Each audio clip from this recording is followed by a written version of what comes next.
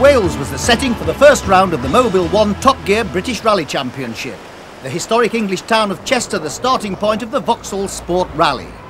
At pre-event scrutineering, it was obvious that after his fantastic drives on the Lombard RAC and Swedish rallies, Colin McRae was clear favourite. All the press have got me is winning the rally already, but I think we've forgotten that Gwyndaf Evans is a very quick man, and I'm sure he's going to be maybe even in front, if not very close behind, so I don't think it's going to be too easy. Indeed, Gwyndaf Evans was on parade and looking forward to his home forests. But as the army of scrutineers got about their business of checking for legality and safety, there were signs that tensions were mounting for Trevor Smith. Well wound up really, I mean, into the British Championship, really looking forward to it. It was cold, windy, and there were signs of rain as the cars left Chester Racecourse. Not far behind Colin McRae was his younger brother Alistair, a leading contender in the Group N showroom category. Group N is going to be the sort of attraction in the British Championship this year, and there's a number of young up and coming rally drivers that are all going to be trying to take that top prize, so it should be good. Former ladies world champion Louise Aitken-Walker was also in Group N for the first time. The competition's going to be very good, and there's a lot of young drivers. You know, I'm looking forward to seeing how they all go, and I wish them all the best. Among those, Richard Burns in a Subaru. But for Louise, this would be a day of learning, for Group N cars are a lot different to the more powerful Group A variety. But the drivers of these cars on this rally are as good as any in the business, according to Mika Solberg. Finnish people would be surprised if we would take the top 5 in Group N here. Burns, McRae, Head, Lewis, me, and then go to Finland. I don't think that any of us should have any fear of going well in Finland. An hour away from Chester, 10 of the best stages in Wales awaited competitors. The route included the Dyfi Forests in mid-Wales and, for openers, 2 of the fastest stages in Clochainog Forest. From early morning, the crowds gathered in anticipation of a breathtaking display by car number 1, last year's British champion Colin McRae. Steve Lee takes up the story. 23-year-old McRae set off as he meant to continue the ever-developing Subaru legacy, charging over the flowing 11.5-mile stage in just over 11 minutes. Trevor Smith, driving this Group A Sierra Cosworth, won the Mintex National Championship in Britain last year after 6 years of trying. Kenny McKinstry from Ulster won last year's Irish Championship, driving on all tarmac rallies, but showed that in his Subaru legacy he can scatter the stones with the best of them. Gwyndaf Evans, the now famous school bus driver from Dinas Mouthwy in mid-Wales, was a last-minute entry in this hired Sierra Cosworth. Before the rally, he drove it for literally 10 minutes just before the start. Evans had been testing works cars for the Ford team all week, but this one sounded slightly off-song. He'd obviously got problems. Brian Bell from Skegness in Lincolnshire, another of the Group A contenders, has been rallying for more years than he cares to remember, 28 in fact. He's one of the true amateur enthusiasts in this championship, just like Trevor Smith, who gave his views on the first stage to Tony Mason. Very, very slippery. I mean, the first 200 yards it was all logs and muddy and we nearly went off, which is a bit unnervous for the rest of the stage, unfortunately. Very slippery in there. What was your time there? 11:53. What did Colin do? 11:03. Oh dear. Back to school. Works driver Malcolm Wilson was on hand to watch over his teammate. What are you doing, Malcolm? Giving him advice? Well, no, we're just looking after the car, so it's obviously it's nerve-wracking standing here as being in the driver's seat. What was it like, Gwyndaf? The car is a really nice car, but it doesn't quite seem to have the same power as what I'm used to. But all the same, we're here and we're enjoying ourselves.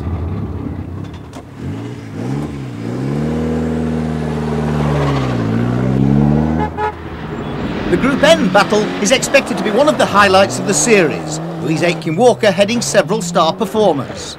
Another Scot, Robbie Head, still only 23, but considered something of a veteran among the many young drivers competing in this championship. Richard Burns, from the unlikely rallying territory of Reading, won the Peugeot Championship. Obviously, he was having problems handling the Group N Subaru.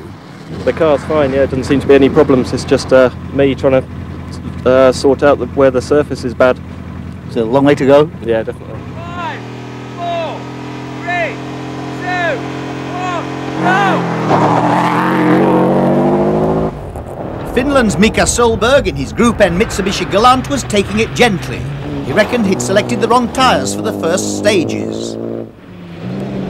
the latest member of the rallying McRae clan, Ulster, was giving the Group N Sierra Cosworth its first outing in the championship. Barla Lake and the first main chance for service crews to get their hands on the cars. Robbie Head was in 4th place. How had he found it? It was a little bit slippy in there. The surface is very muddy and there's like a film of mud and it's very, very slidey, and the tyres weren't biting in as well as I think they should have been, but other than that, not too bad. A little misfire that I think we're going to cure in this service area, and other than that, it's not been too bad. Up at the head of the field, Colin McRae and Gwyndaf Evans were pulling away from the rest of the cars. Had they a battle on their hands? Colin's in a battle of his own, I think, to be fair. Colin's going very well. And we're sticking in there, hopefully keeping to 2nd place, and we'll be quite content with that today, and enjoying every minute of it. So on that very first stage where you were 20 seconds fast, I mean, how fast were you driving? Driving fairly quickly, because you can't afford to back off, because you just don't know how quick these guys are going behind. So I'm driving, kind of safe flat out speed. 100. Safe speed for Colin would be mega fast for most, of course. See you left. 250. Brian Bell appeared to be struggling to keep in the top 10 in his Group A Cosworth. Why was that? Well, we're doing our best, but we're having a few minor problems on the way, as it happens. We had an alter pack up on the last stage, so the boys are working frantically now to try and correct that. We've changed the battery. On the way to the last stage, the car just stopped. So, it's now, what is the problem now?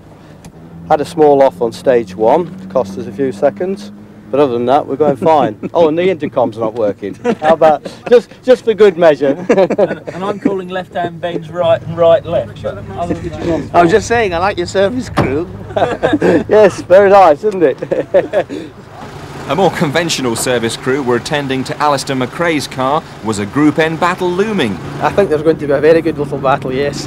Maybe a big battle, I don't know.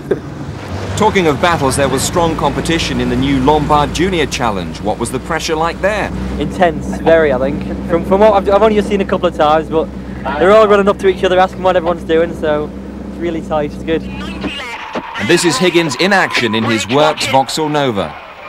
Over the bridge. Down on the straight. Slightly right.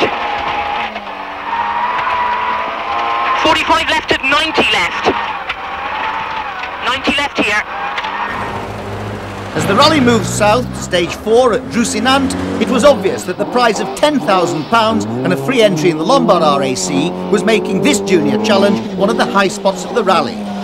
25-year-old Richard Forster from Yorkshire was very impressive and climbing up the field fast, though not quite able to get on terms with the 2 leaders in the junior section. Mark Higgins, who was able to pass his driving test age 16 as he lives in the Isle of Man, was well on song thanks to enthusiastic assistance from co-driver Cliff Simmons. Very quick, just slightly left. Keeps on going, it's very quick, slightly left. Go on. Johnny Milner began driving at the tender age of 5 on a tractor on the family pig farm in Yorkshire. In his work-supported Peugeot, he was neck and neck with Higgins, both with identical penalties at this point. The contest in Group N was also electrifying, as Robbie Head Sierra was within 2 seconds of Richard Burns' Subaru after stage 3 at Aberhernant. Dom Buckley Jr. from the Scottish borders won the very first rally he entered. He wouldn't win this one though, as he was having fuel, electrical and turbo problems. Another man with problems, Graham Middleton. He was driving a brand new Toyota Celica GT4. Preparation of the car was only completed the night before the rally and it was suffering severe overheating problems. Richard Burns had pushed his Group N car up into 3rd place overall by stage 3. But on the following one, he didn't seem to be going with the same verve.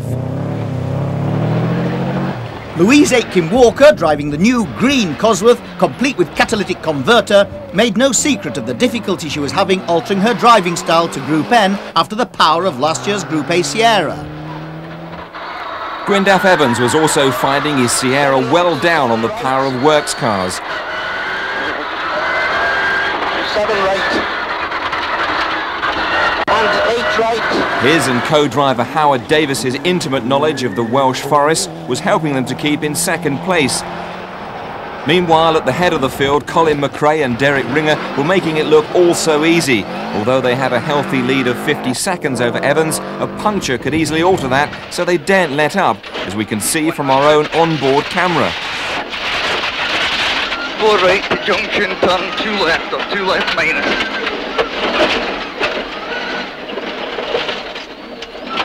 150. 3 left to 3 right. Kelly McKinstry's Subaru, complete with damaged windscreen after a brush with the trees, obediently followed the rules of the road with ordinary traffic en route to Dolgethley. Colin McRae is already ensconced in the Subaru motorhome at the service area. It's a time for crews to relax as the cars are cosseted by the mechanics. One of the things that's occurred to me, you're actually having to change gear using your clutch now, which is fairly new to you, isn't it? It's very new. I think the last time I used a clutch to change down in a gear was maybe 3-4 years ago. And really when you drive with your left foot brake and your accelerator, and you tend not to think about the gears, but with this one you must use the clutch, so obviously you can't left foot brake as easy. It doesn't come natural to me at this point in time. Louise's Group N Cosworth has a synchromesh gearbox, so any attempts at clutchless gear changes could bring on major problems for the lady from Scotland and her Swedish co-driver Tina Torner. In the walls, in a minor sort of way, was another Scot, young Alistair McRae, whose mechanics had to do a bit of glazing work. Well, on the second last stage, just a right-hander maybe half a mile in, there's a big branch sticking out the banking. Kenny McKinstry hit it and then we did the same, so it's burst the screen and bent the pillar slightly. It's not a problem. We lost, Dave couldn't see out for the rest of the stage, so he couldn't read the map at all in the rest of that stage, but it's not a problem.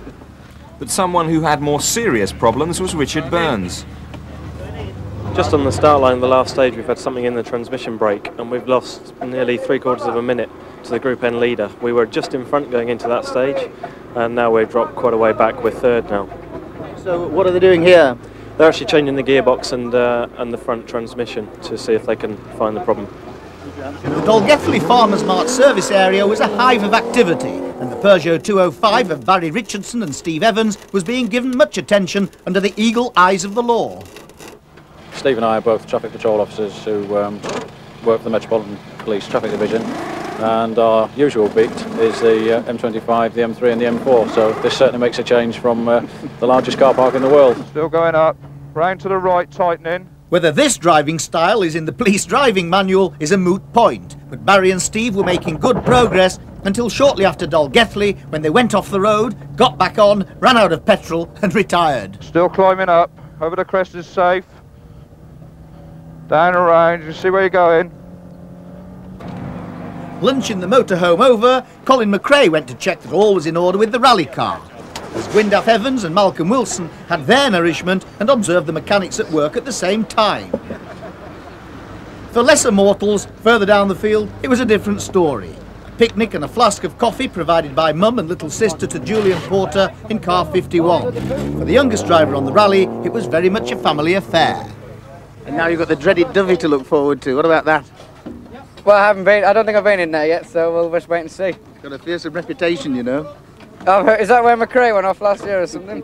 Well, we'll try not to do that.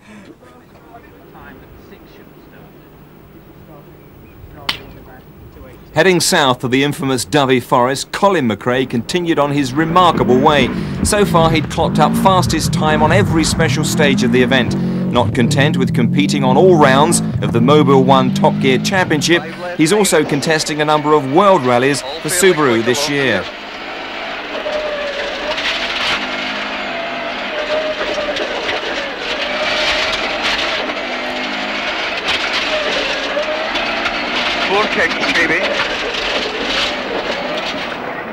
In the Dovey complex, Gwyndaf Evans was now virtually in his own back garden.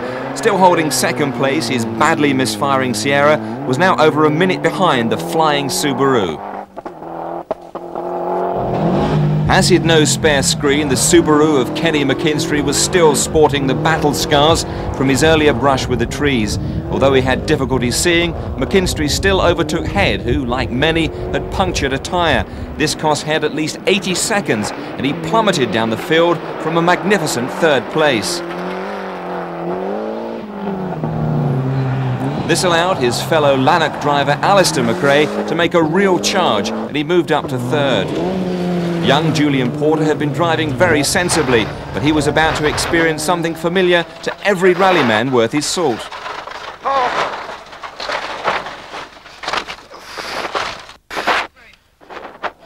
Turn everything off.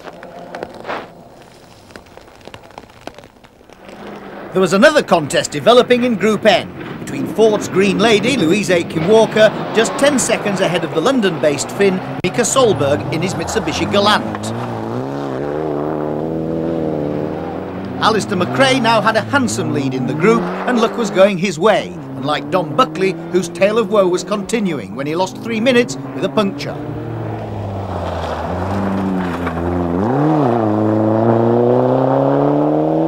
Further down the field, they were not escaping the problems either, with damaged gearboxes and punctures the order of the day.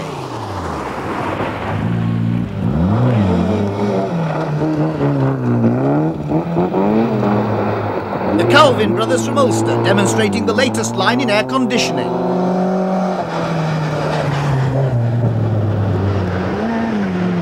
Michael Keng and Tony Graham come from the flatlands of Lincolnshire, but look remarkably at home in the Welsh mountains, as we can see.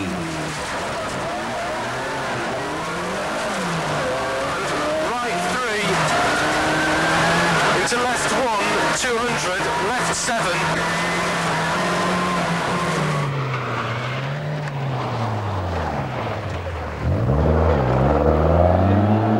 An unusual car in British rallying, the 16-valve Group N Renault Clio of Nigel Shield.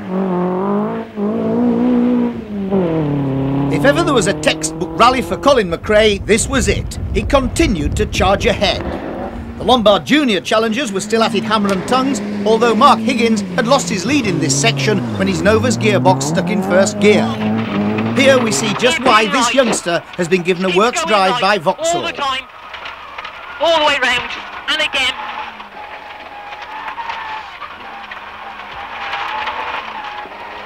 Twisting through the logs, 60 right and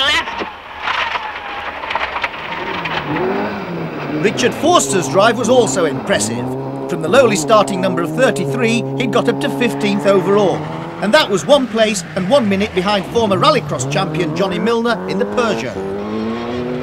The rain, which had threatened all day, finally came. After a slow start, Trevor Smith was now in the groove. For the popular Welshman Gwyndaf Evans, it was a case of determination and perseverance. The Sierra was still missing like mad. It was becoming a frustrating day, though Dovey had been kinder to him than many times in the past. Tight 6 right and 7 left. 7 left. Conditions became worse by the minute as the car charged around the huge forest complex. Son of 5 times British champion Jimmy McRae, Colin was showing that he could easily emulate his famous father. He was in his element, swinging in the rain. With younger brother Alistair not far behind, it makes you really wonder what Mrs McRae puts in their porridge each morning. The famous service area at Dolgethley was indeed a welcome sight for many as the rally returned there after the gruelling Dovey stages. Hello, what's happened to you? We're broken down in the middle of the stage 6, I think it is, 5 or 6, with the transmission failed. So, I mean, you were doing work here just before that? That's right, we changed the gearbox here, we thought that was the problem, but something broke again in the stage, so that's where the car was stranded. Hello, what's this? Despite his phenomenal speed, Colin had left the ProDrive Subaru unscathed until now. We got a puncture on a hairpin, and the car slid and hit the rut and pulled the tyre off the rim. I'm not sure whether we clipped the bank or it was just the tyre coming off the rim that's damaged the car, because it didn't feel as if we hit anything very hard. Louise Aitken-Walker's Cosworth was running well, but the ladies were having problems. With the Group A you could use the handbrake, and here you have to swing it and be really tough, and then it's really narrow, so yeah, We had to reverse a couple of times. There's no doubt that driving a Group N requires, as the type of braking system makes it impossible to do handbrake turns, one of Louise's specialities. As the rally returned northwards, the worst of the weather was left behind. It was time to return to Cloc Einog. Mark Higgins also comes from a rallying family. His grandparents and parents used to compete, and his mother actually navigated for Mark on his early events. He was still trying everything he knew to get back the time lost earlier, extracting every ounce of power from his 1600cc Nova. Slightly right. Long, open hairpin left. Without doubt, the Junior Championship will be one of the features of the series, with Forster chasing the two early favourites, Milner here in fine form, and Higgins, who'd not had the best of rallies. We've just got a puncher then, and the gearbox went about 2 stages ago, so we had to trip out with only first gear, and it was a real quick stretch, so we lost about a minute and a half and lost the class lead, but we're still in third place and cracking on, enjoying it. And the battle for the juniors was pretty hot at one point, wasn't it? Definitely hot, yeah. And certainly, the battle between Mark and his main adversary, Johnny Milner, will be renewed many times again in the future. So, your rival in front, he's had problems. Have you been trouble-free? We've been trouble-free, really. It's getting very rutted through the last few stages, and we've got away with quite a few nasty little bumps, thinking we're going to knock a tyre off the rim, but luckily we've managed to get away with it. So not far to go now? Well, I think another 5 miles, and hopefully, touch wood. You think you've won the junior section? I hope so. Despite his many problems, the redoubtable Don Buckley was still pushing hard, maybe too hard. Back in Group N, as Head tackled the Cloc Einog stages for the second time, the pace was getting faster. Head was taking time off Alistair McRae and reckoned he could catch him. McRae was having none of this and drove the fastest he'd ever driven over the last 2 stages, even changing a noisy gearbox as a precaution. He would manage to fend off Head by just 1 second. Jeff Williams and Stuart Foley had a steady drive throughout the rally, but with 2 stages to go, this deceptive left-hander caught them out.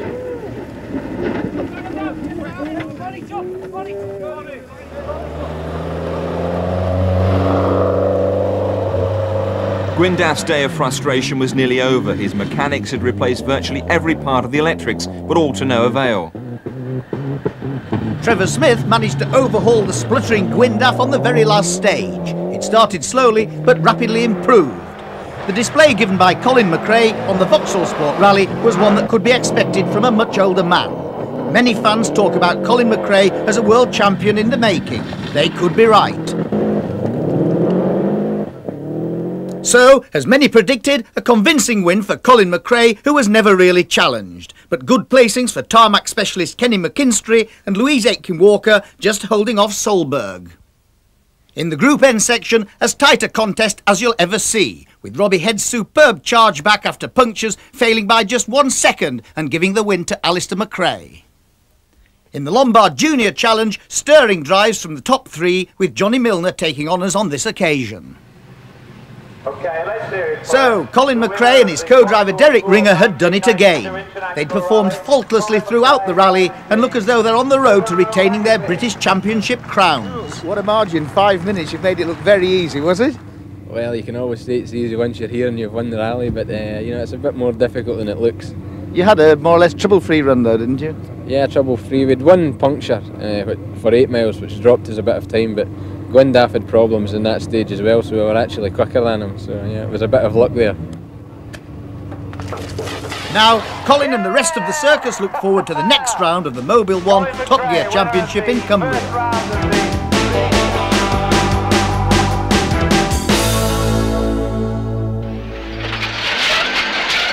All right, minus. Here's the best of the in-car action from the Vauxhall Sport, and there's a chance to see more after each round.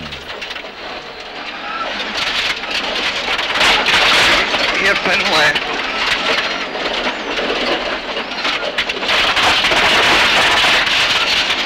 3 left plus 2, 3 right minus.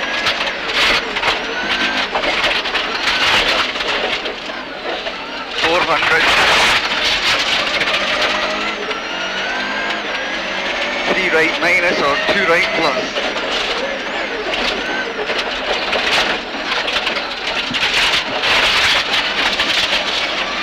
Okay, 3 kinks.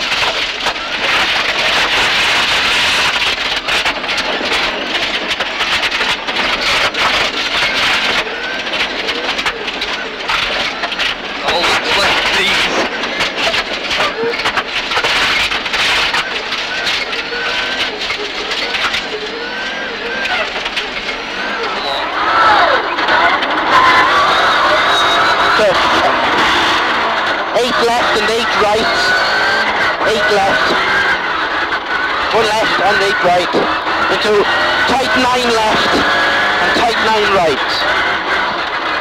Tight 9 left and tight 9 right.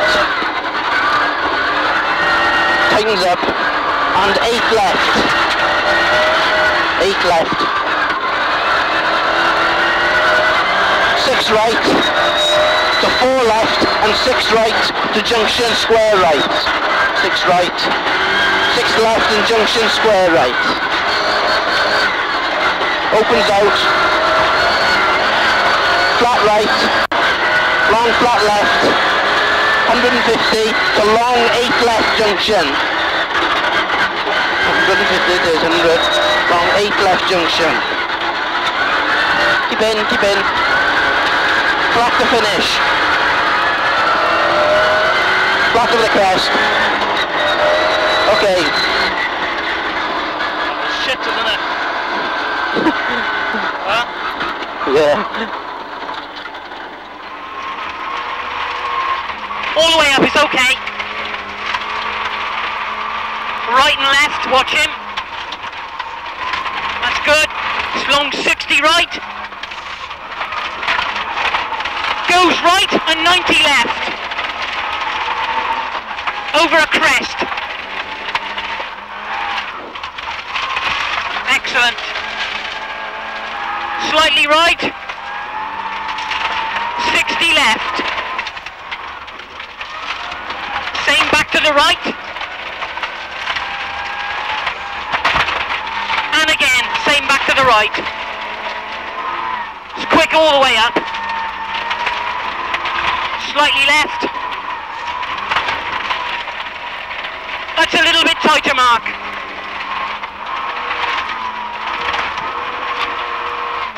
Good. What's this? Long 45 right, bit more, little bit more. Nice and tight, that's it. It's all quick, slightly right. Same again to the left. Good. Bloody hell. Slightly left. Tightens on the way in, that's him. Fast right, fast right. Same to the left, it's quite open.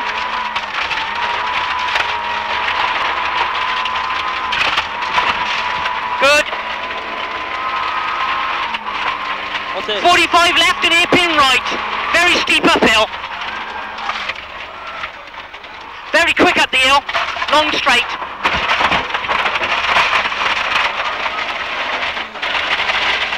All the way up flat. To junction, turn 2 left. Sorry, 2 right.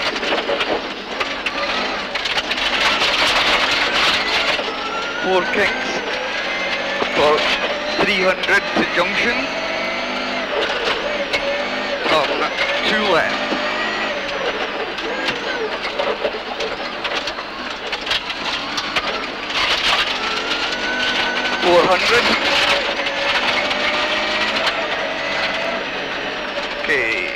Okay, good.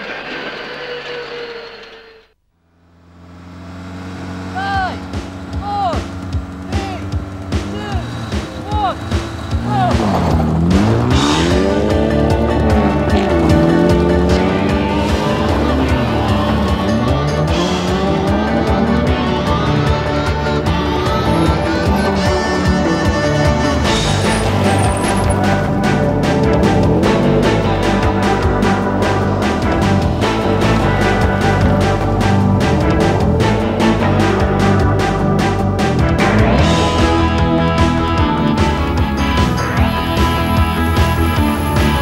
Round 2 of the Mobile 1 Top Gear British Rally Championship and one of the most famous rally venues in the world. Kielder Forest on the English-Scottish border is the largest man-made forest in Europe. It may look idyllic, but for rally drivers it can be hell on earth. Rocky tracks, blind brows and ice were all on the menu for the Pirelli International Rally. The spectators love every bit of it, even if some of the drivers don't. There's about 40 rally cars that went in there over the last 12 months that I don't think have ever come out, so I hope those are rumours only. From what I can gather, you can get lost in there, so hopefully we won't do that. It's absolutely fantastic. Why? Because everybody else goes off in there. Star performer on this rally was Colin McRae in his Subaru, fresh from his shattering performance on the first round of the championship, the Vauxhall Sport. On that occasion, he had Gwyndaf Evans to contend with, and Colin had been given a run for his money. But Gwyndaf's Sierra Cosworth was off song all day, and in the end, he finished third just behind Trevor Smith. Gwyndaf hadn't managed to secure a drive on the Pirelli, so last year's British champion seemed fairly confident. I don't really know why it's got a bad reputation, because it's not really any different to any other forest. I think just because they're long stages, and a lot of the times on RAC it's in the dark, and it's just, it's a bit easier to get caught out. Yeah, but I'm looking forward to it.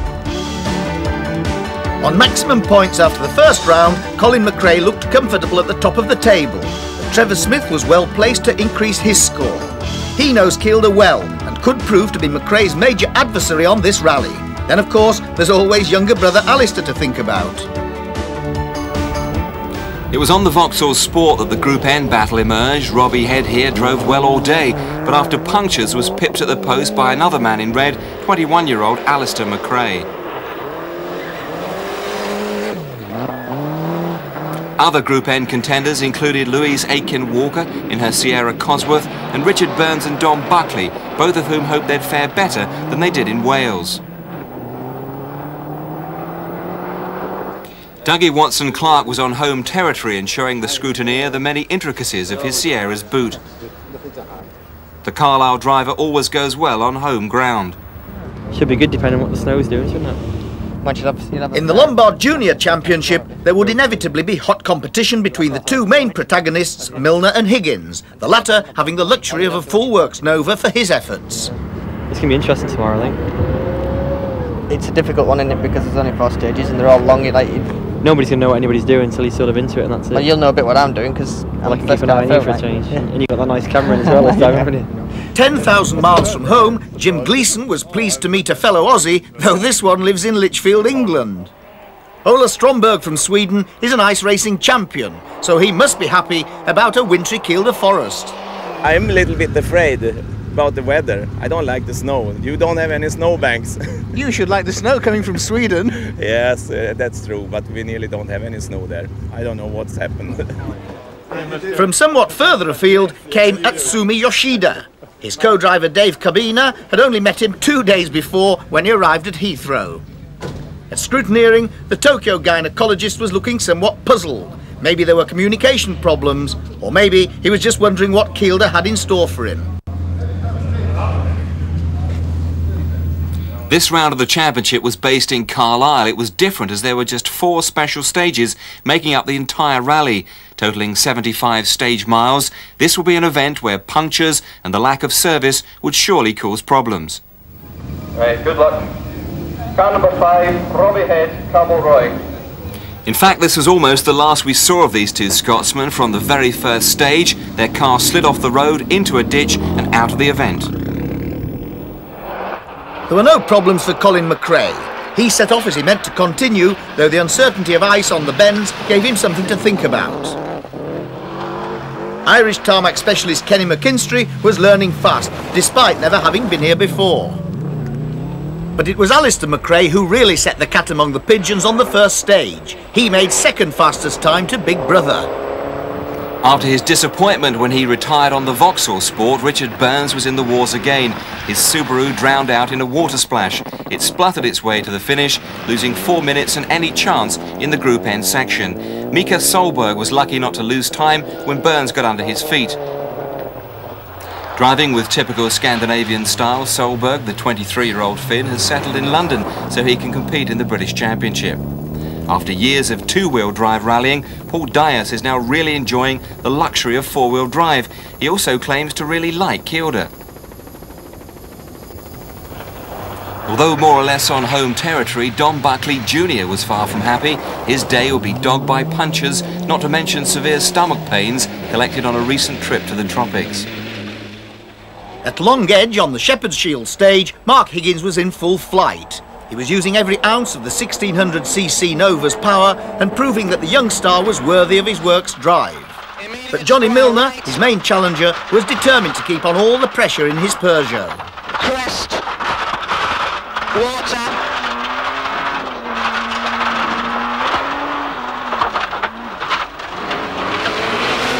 Unfortunately for him, luck was not with him, and the plague of Kielder punctures would prove his undoing on this rally, leaving Higgins to show his tail.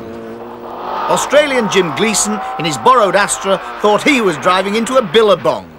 After his 10,000-mile flight from Sydney, he was in for an early retirement with a drowned engine. Now it was the first flight home after just 5 stage miles, while Peter Stevenson showed him how it should be done.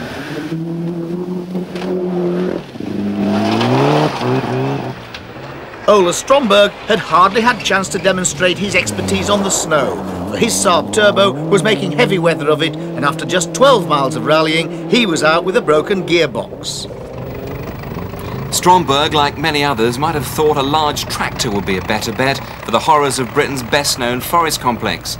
Colin McRae, however, didn't seem to be troubled by anything and said the first stage was just what he expected and no problem. Back on the road section there was still the occasional hazard. Richard Forster, another junior challenger, was soon to retire, a victim of Kielder's slippery bends. Although Colin McRae and Derek Ringer had a 39-second lead at the end of the first stage, they were still piling on the pressure and demonstrating just how unpredictable these tracks are. McRae, as our in-car camera shows, was in fact extremely lucky to find such a harmless location for his one and only excursion of the rally. It just goes to show that even the mighty can fall.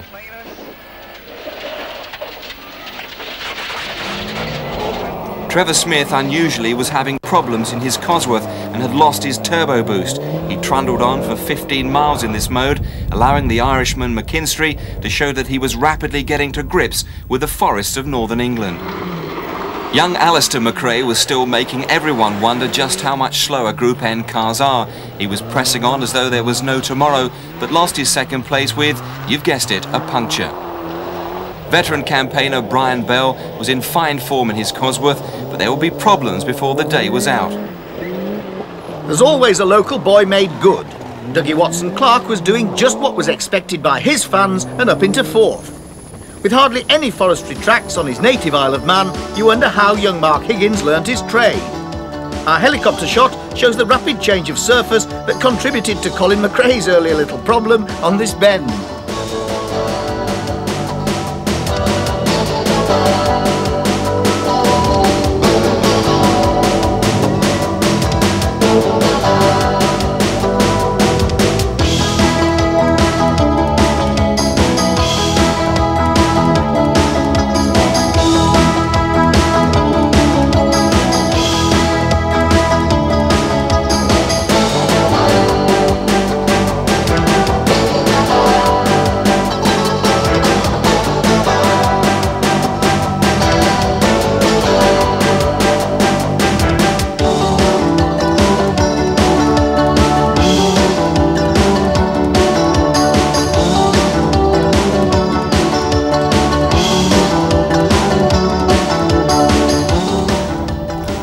From Tokyo was getting well into the groove by now, although things looked pretty hectic on board the Team Gyneco Mitsubishi Galant.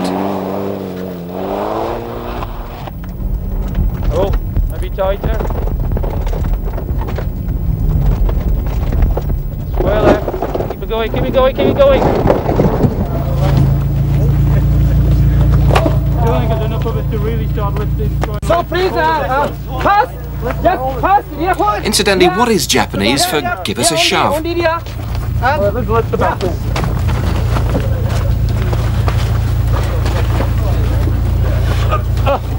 One man.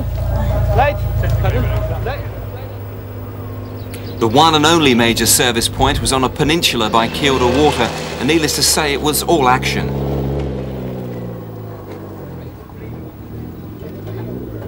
Colin's not going quick enough, I don't think. He's just giving me some advice. What's that? To go faster. He's just behind me. Really? Well, we were lying second overall after the first stage, but we've had a rear puncture there about 5 miles from the end, so I don't know what time we've lost. Trevor Smith's mechanics were trying to fix his turbo boost. I had 2 punches on the first stage and boost pressure went for 15 miles on the second stage, so apart from that, it's been fine. So where does that put you then? I really haven't got a clue, but it can't be too good. But having said that, there's lots of punches around. I think we've lost about 1.5 minutes, something like that, in total. There were mechanical problems also for Louise. We had a bit of a problem there. We had a drive shaft go and a front wheel puncture.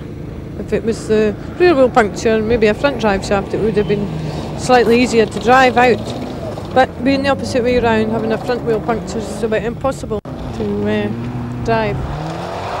Troubles too for Richard Burns.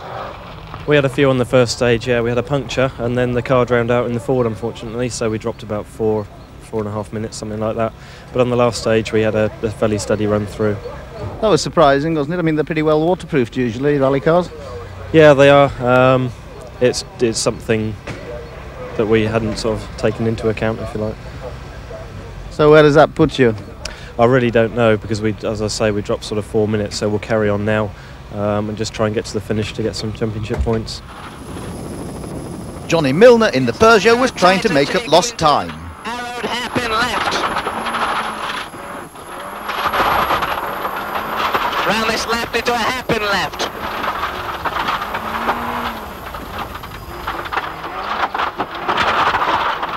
Still twisting.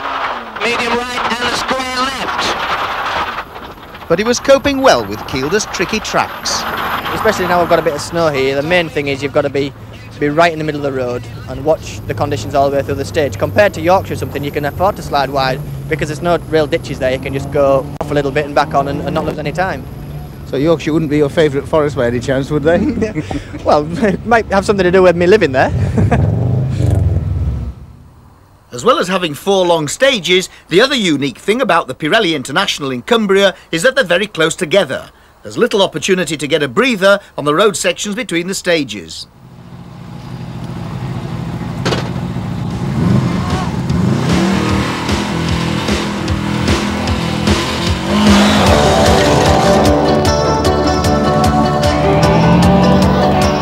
By the halfway point, as the cars prepared for the infamous Kershope sections, all 22.5 miles of it, Colin McRae had built up a lead of 1 minute 42 seconds over Kenny McKinstry and younger brother Alistair, half a minute behind that.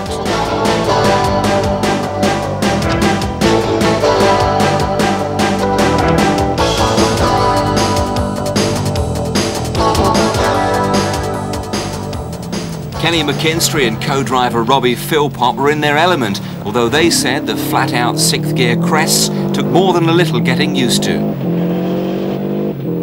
Trevor Smith was still having problems and his turbo was not performing as the makers intended. Struggling on against the odds, he had to suffer the indignity of Group N youngster Alistair McRae overtaking him in his efforts to catch McKinstry. Louise Aitken-Walker, the fast lady from Scotland, had overcome her earlier problems and seemed to perk up as the route headed north for her home ground. She and Tina Torner were holding 5th place. From much further north, Inverness in fact, Raymond Munro was ahead of Louise in his Group A Sierra, but suffered a broken brake pipe. Richard Burns is one of the brightest young stars in British rallying, but he knew that this wasn't going to be his day.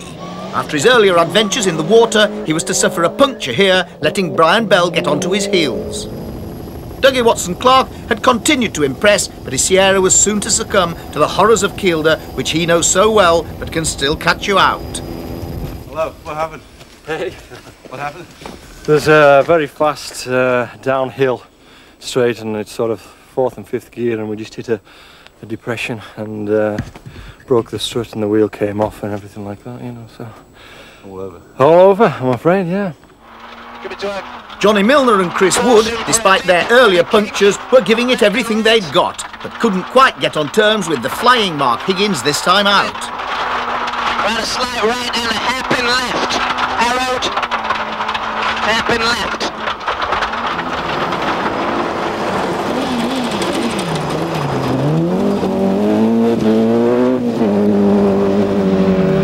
Higgins had the assistance of Vauxhall Works driver Dave Metcalf on this rally in an advisory capacity. If I'm not careful, he'll soon start beating me, he said. Yoshi was enjoying every minute of it and said he wished they had forests like ours in Japan. There were a few problems on board with communications between driver and co-driver, as neither spoke much of each other's language. It had a few hairy moments, but it was nice to know help was on hand if he or his Jersey-based Mitsubishi Galant needed it.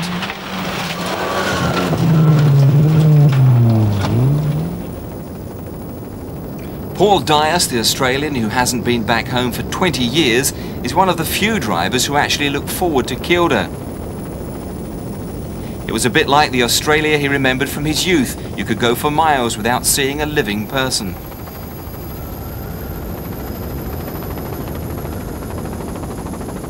It's Kilda again. It's rough, there's snow, it's slippy, it's dry, it's good rallying though. Just what you expected? Yeah, a bit more snow we expected, but where there is a bit of snow, it's very, very slippy. Andrew Hudson and Jim Stairs, despite 2 punctures, were up into the top 10 and on their way to a class win. Jeff Stewart's Nova picked the right place to go off.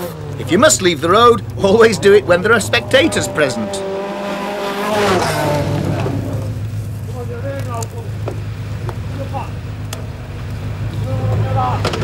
So off they went, shaken but not stirred.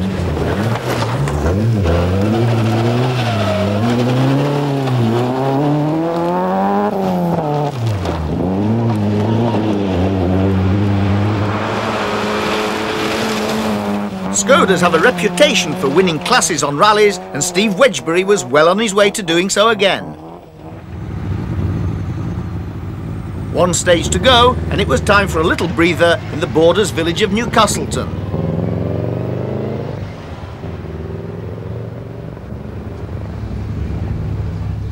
Are you happy with your times, Mika? Well, I can't be with stage 3. We had very big problems on stage 3. What was that? 10 miles before the finish, we lost our brakes, all the brakes. I just had the handbrake. And as a result of that, I hit the rock and we had a front puncture and then a rear puncture and then a rear disc went, so we lost altogether. Then, because I had no brakes, we went out once for half a minute, so altogether we lost about 5 minutes. Among Brian Bell's problems had been numerous punctures. No wonder this event is sponsored by a tyre company. The electrical fan on the radiator packed up, which didn't help things. The car was getting pretty hot. It was reaching temperatures of 110. And I suspect you were reaching temperatures pretty high as well, were you? I was about 300, I think. We need to go now. We need to go now.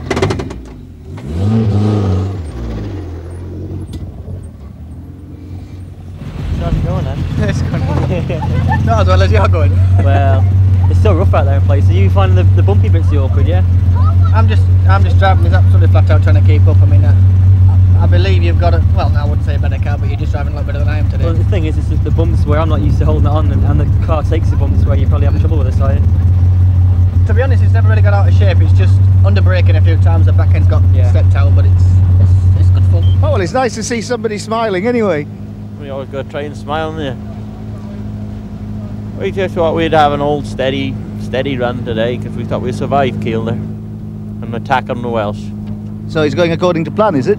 Yeah, pretty near. We only lost about 30 seconds with about half a Kilda stuck in the back calipers on the last stage, but other than that, we had no problems. Do you enjoy these stages? You survive these stages. Right, see ya. Natsumi Yoshida was given a little VIP treatment with Lombard RAC rally organiser Malcolm Neal clocking him in at Newcastleton. It's only 1 to go, but it's 23 miles, so a wee bit apprehensive. We'll see what happens. You're having a good run though, aren't you? No, it's been going very well, yeah. Dropped a bit of time with a puncture, but apart from that, we've had no problems. Touch wood.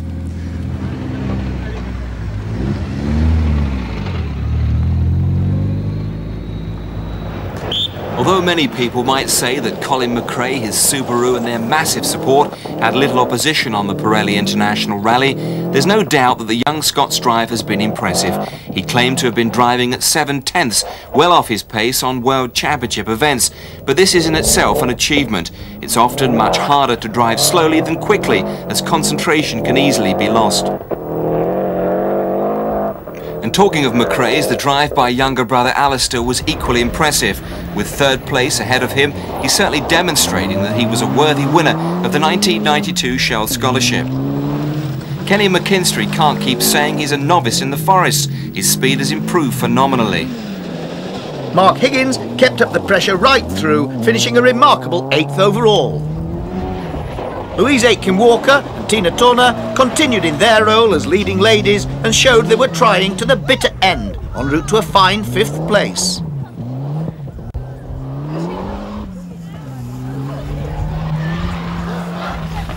Johnny Milner's rally had been less than perfect, and despite flapping bonnet on his last stage, he managed to hold his lead in the Junior Championship, although he admitted to not being able to match Higgins' speed this time round.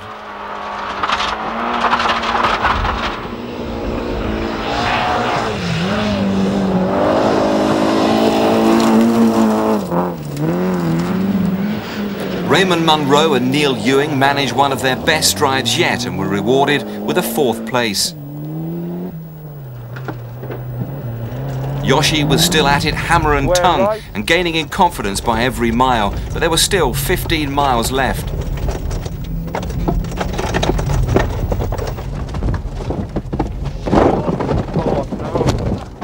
Oh dear.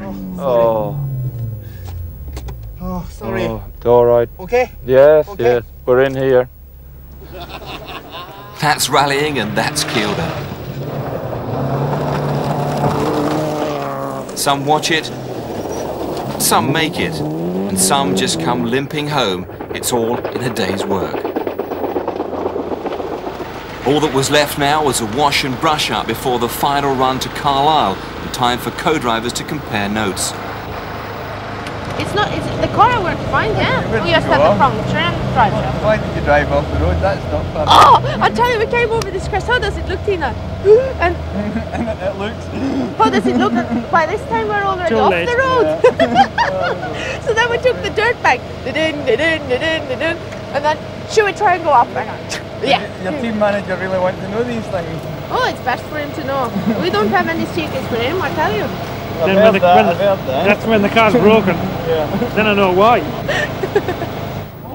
Also a happy 2nd place man, Kenny McKinstry. Long stages are fine. I mean, people talk about a 23-mile stage being a problem, but you actually get quite into it, so you do, once you get a long stage. And I just enjoy that, for sure.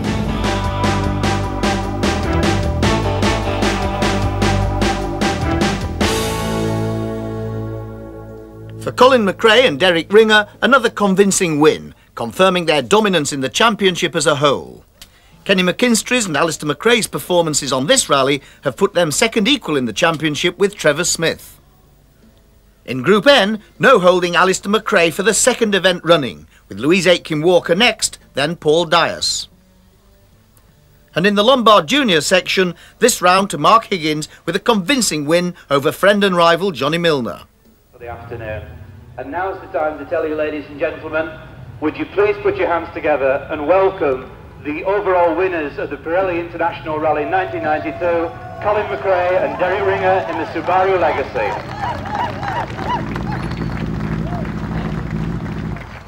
So how was that then today? Very good, no problems at all, just a gentle cruise round. A gentle cruise, really? How fast were you going? We were altering our pace, you know, obviously in the snowy bits we were backing right off, and on the clearer bits we were going a bit quicker, so whereas if there'd been a bit more competition behind us, we would have had to take more chances in the snow, but you know, there was no point today. The 2nd round of the championship then, just like the first one, to Colin. As if one triumphant son wasn't enough for 5 times British champion Jimmy McRae and his wife Margaret on camera, son number 2 was in 3rd place. How long before Alistair manages to beat Colin?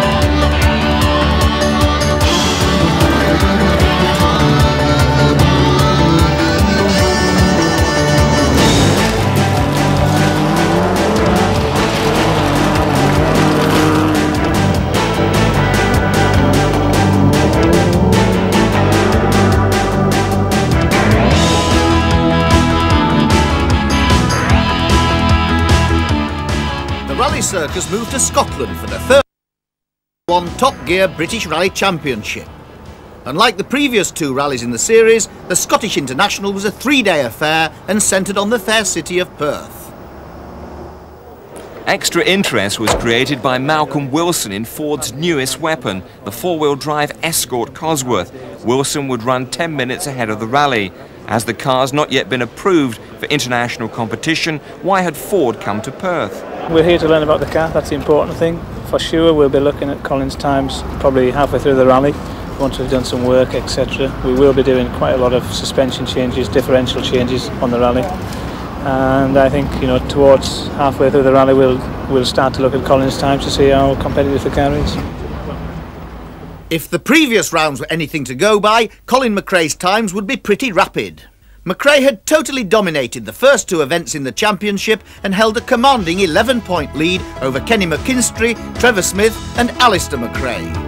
McKinstry decided to give Scotland a miss, but all the other top-place contenders were there. As a warmer-upper for the drivers and a bit of Friday night fun for spectators, the first two stages were high-speed laps the wrong way round one of Scotland's few racing circuits, Knock Hill.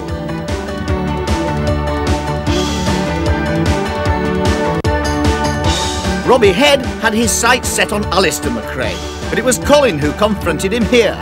In fact, the place was full of McRae's, with Colin testing a new gearbox. This is the first rally we've done with the semi-automatic, so you know, obviously we'll need to take our time and I'll need to get used to the obviously changing gear with the steering wheel instead of the gear stick. So it's all new. And your Group N, of course, you've got that battle to go for. Yes, we're leading Group N at the moment in the championship, so we've got to go flat out but think about that, so we'll keep that in the back of our mind. And what about you, Jim? Well, I've just got to learn how to drive the thing. I don't need to learn to use buttons. He's getting a bit rusty now in his old age.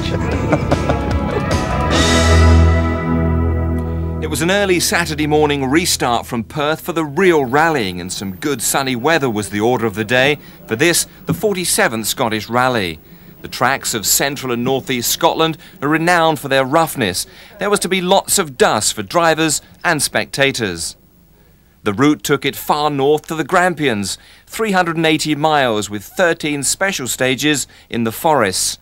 These stages totalled 95 miles, most of which have not been used on this rally for several years. Although Wilson's was only a test run, it was obvious from the word go that he would be clocking stunning times. Malcolm Wilson is one of Britain's few world-class drivers, but last won the Scottish Rally in 1985. He's had a frustrating year with few competition drives for Ford, spending most of his time testing cars. The Cumbrian will be hoping he can get his hands on the Escort for real in 1993.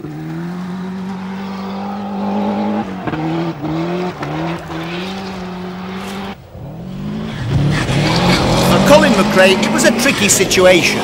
He had Wilson out in front trying to prove the Subaru was beatable, but more importantly, he had to remember to temper his enthusiasm so he could maintain his championship lead. And on top of all that, he had that new Formula One style gear changing mechanism with telephone type buttons on the steering wheel to contend with. Just watch that gear stick twitching about.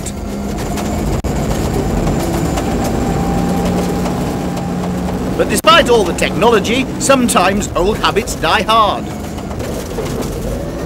For Colin, the Scottish was squeezed in between the Acropolis and New Zealand World Championship rallies.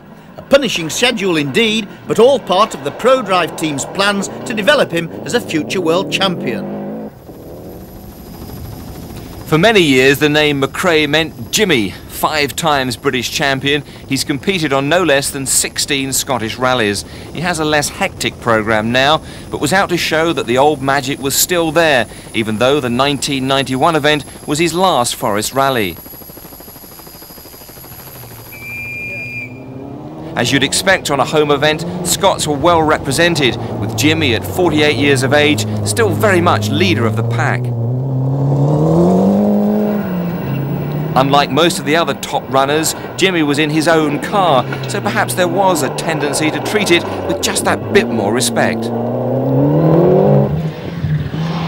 Surprisingly, Trevor Smith, at 45, another veteran of the sport, has never competed in a Scottish rally before. His rally career started 15 years ago after he'd become British Auto Test champion driving an Austin Healey Sprite. Hailing from Burford in Oxfordshire, Smith is one of the most popular drivers in the championship, but his first Scottish was to prove a troublesome event and test his resilience to the utmost. On the first 2 rounds, Smith, despite being a renowned slow starter, managed to notch up a 2nd and a 6th to hold 2nd place in the series. Several very fast young drivers have recently sprung onto the British rally scene. One of the best is Lanark driver Robbie Head, who went to school with Colin McRae and spent much of his youth in their household. Obviously, it paid off. Head, with co-driver Campbell Roy, was seated the highest of the Group N drivers. They were in good form, having just returned from rallying in South Africa. Also in good form was young Richard Burns in his Group N Subaru Legacy. One of the few Englishmen among the young brat pack, Burns still had the comfort of Perth's Robert Reid sitting alongside him as usual. The Scottish Rally was the first major forest event in Britain to allow the use of pace notes. Organisers allow all drivers through every stage at slow speeds for 2 days before the rally. Crews can then note the severity of bends, brows and bumps. For those who can't afford the extra expense or the time, the Royal Scottish Automobile Club, the organisers of the rally, will provide a standard set. It's accepted that pace notes make the chance of accidents less likely, even though it allows the cars to go faster. This young Scot is really going places. Shell Scholarship winner Alistair McRae with David Senior know the forest well, but think the pace notes help considerably. 26-year-old Richard Forster from Wetherby, on the other hand, doesn't like pace notes at all. He reckons that blind rallies suit him best, putting everyone on the same level. Last year's Vauxhall Nova Challenge winner was lying 4th in the Lombard Junior Challenge and enjoying his first Highland fling. The youngest driver in the rally, Manxman Mark Higgins, was 2nd in the junior section in his works Vauxhall Nova. Hot on his heels was his main adversary Johnny Milner in his private Peugeot 205. He was leading the juniors. Milner would be locked in this fierce battle with Higgins throughout. Their small two-wheel drive machines, finding the rocky roads of Scotland a real challenge.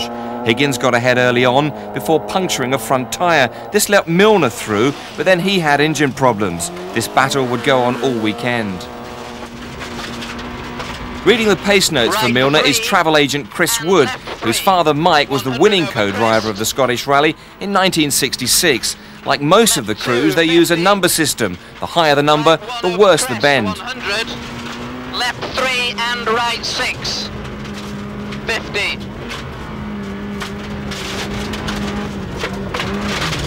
Right 2, 100.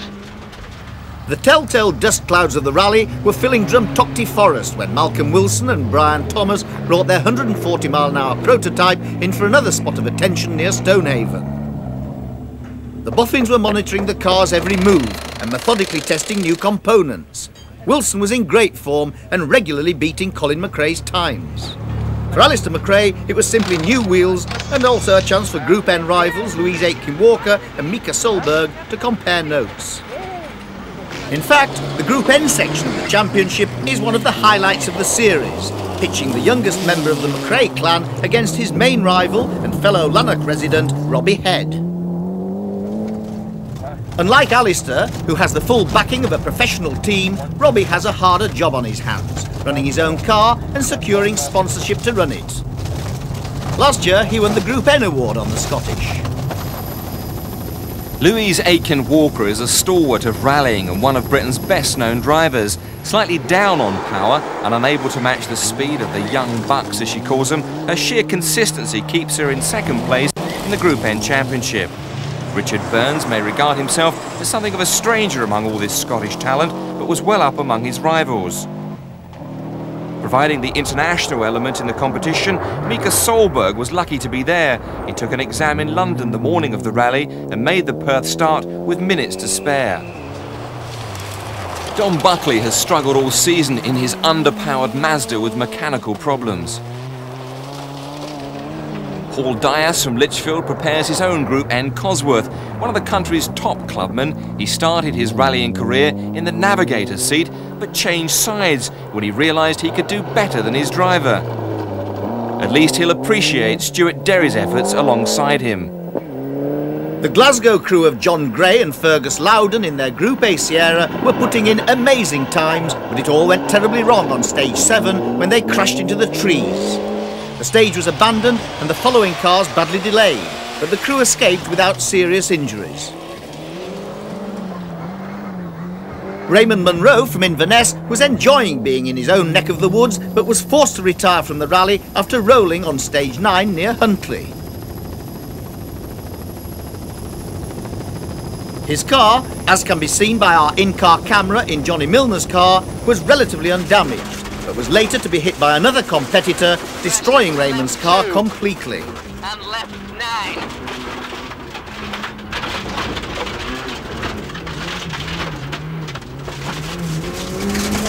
Mika Solberg punctured a tyre on his Mitsubishi Galant on stage 9. He later lost the entire wheel and finished the stage on 3 wheels, with co-driver Steve Turvey sitting in the boot trying to lift the weight off the front corner.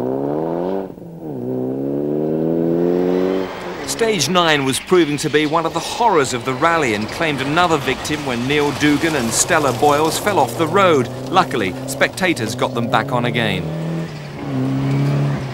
Malcolm Wilson was going superbly, regularly beating Colin McRae's times. Although Collins said he was driving to protect his championship, one wondered if pride was at stake and he was really trying to beat the flying Wilson.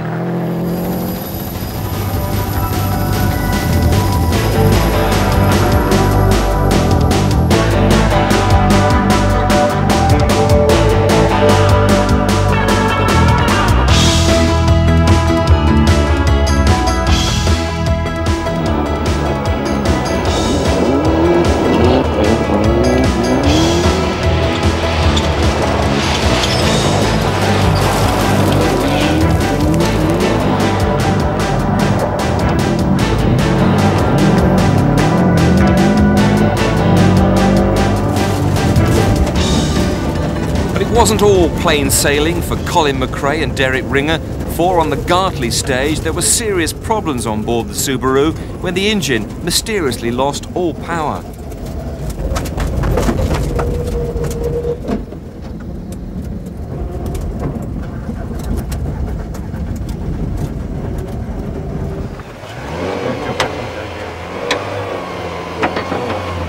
What's the problem, Colin?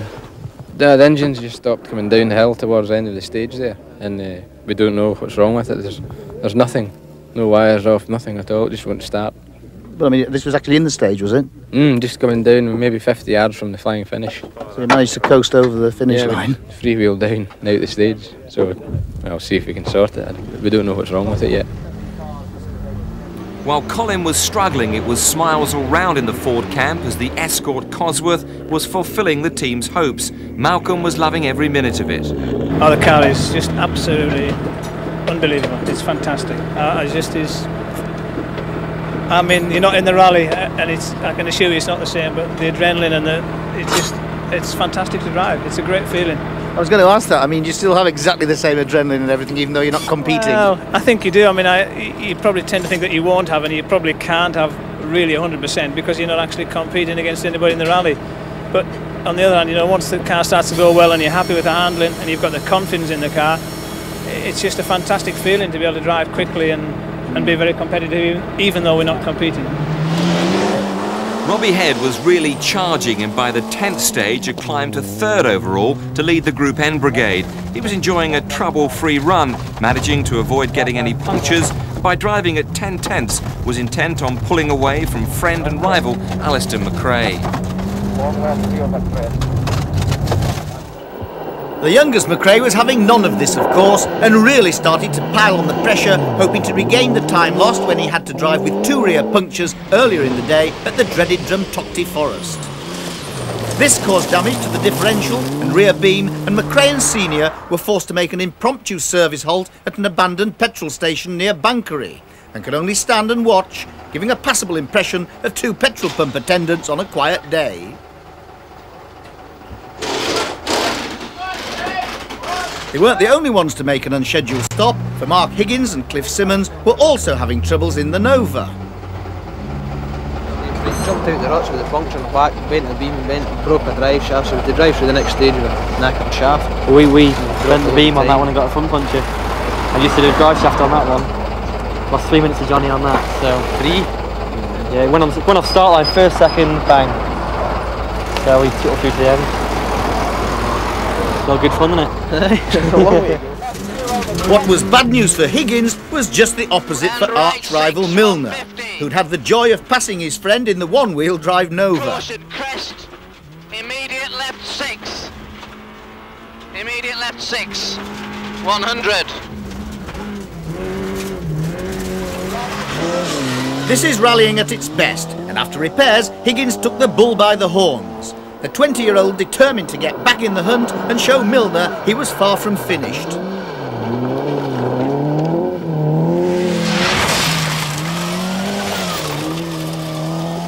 But it hadn't all been easy going for Milner and Wood.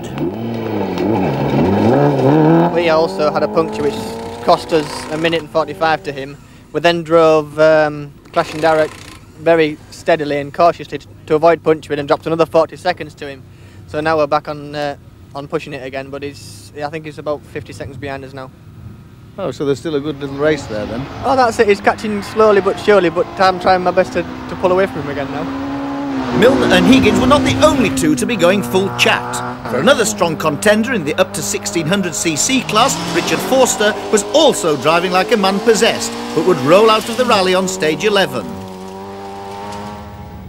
By mid-afternoon, the lovely Scottish weather had taken a turn for the worse. At the Orford regroup, it wasn't just the rain giving problems. The delay after Gray's accident caused all but 7 cars to run half an hour late on the road.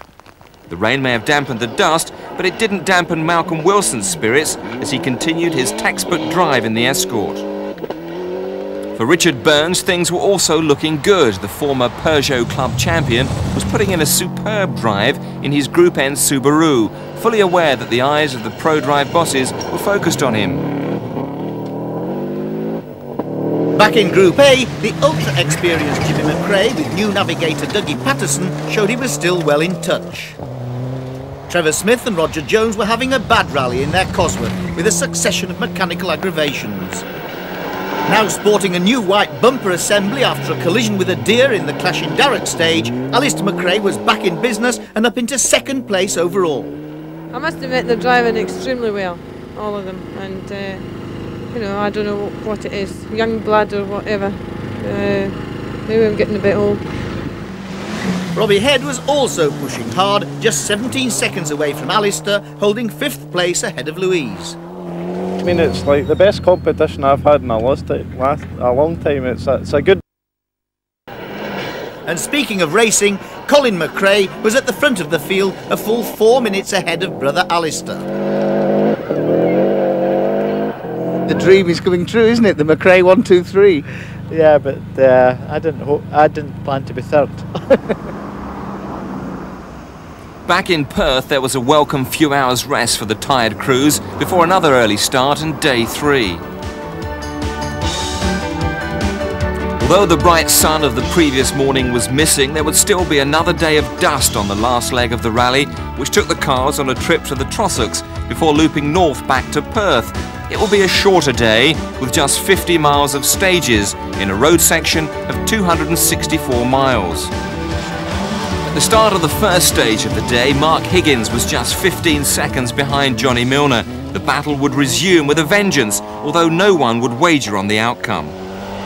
The Glendevon stage had more than its fair share of rocks, and driving in his usual spirited way, Milner suffered a front puncture and lost 38 seconds to his rival. That put Higgins back on top by 23 seconds.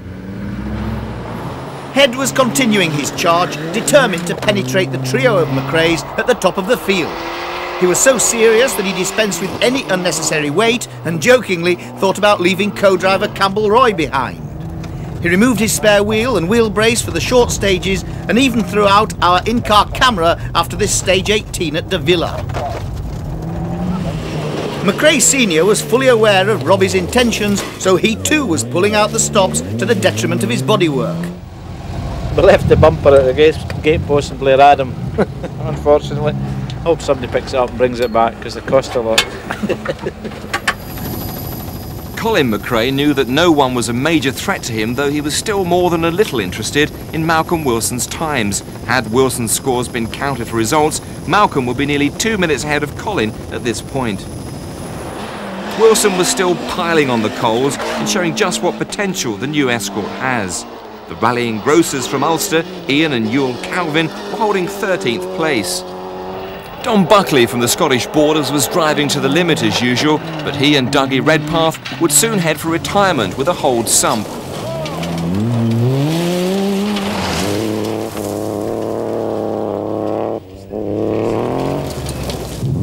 Richard Burns was continuing his charge, holding a fine 5th place, but would kick himself later in the day when he slid off the track near the end of the rally and dropped to 10th. With Richard Forster out of the way, Nick Hutchinson from Clitheroe would finish 18th to put himself 3rd in the junior challenge behind Higgins and Milner.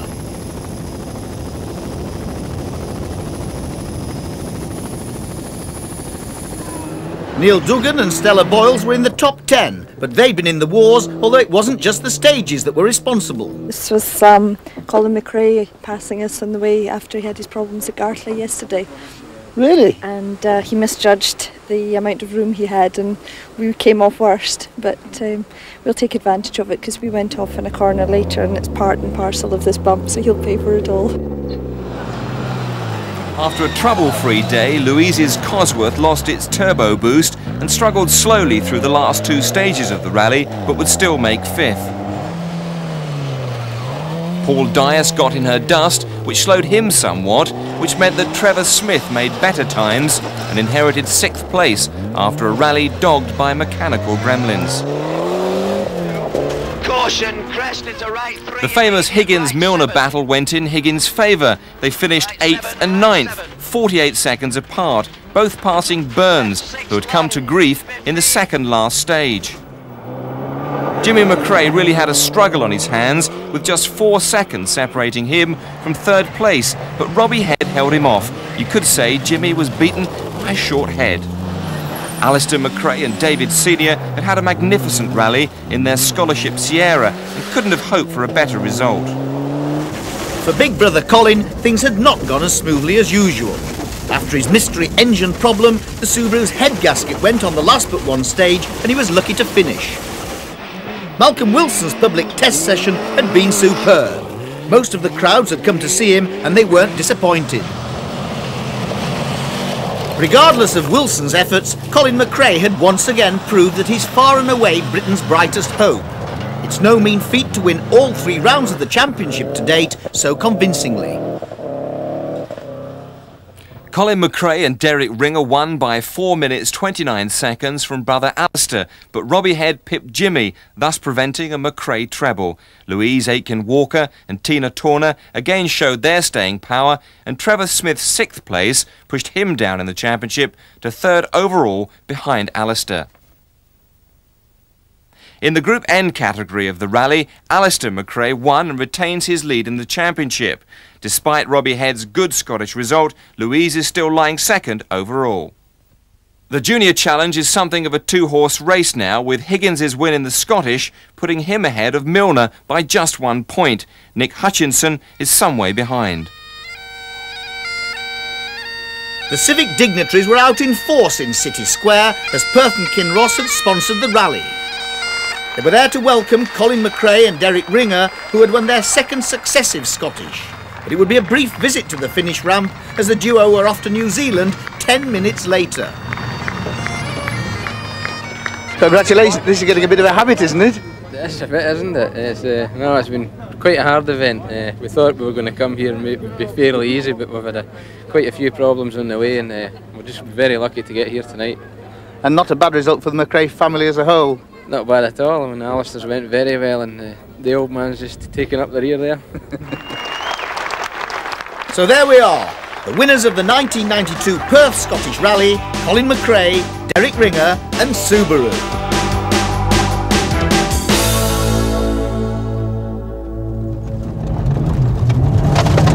Right 5, last bridge, left 5. Go 100, left 6. 150. Right 4 in, 120. Right 3, and long left 4. The left 3 opens, 70. Left 2 opens, go 150.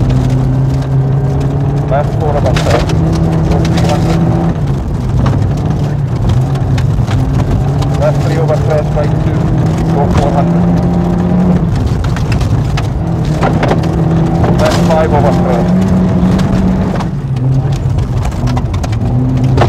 Left 90.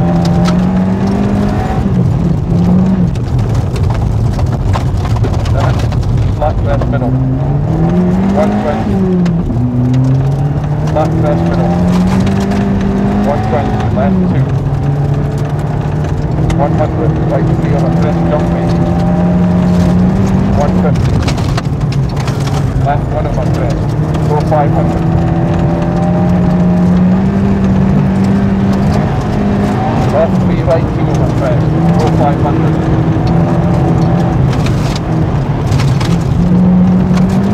Left 6.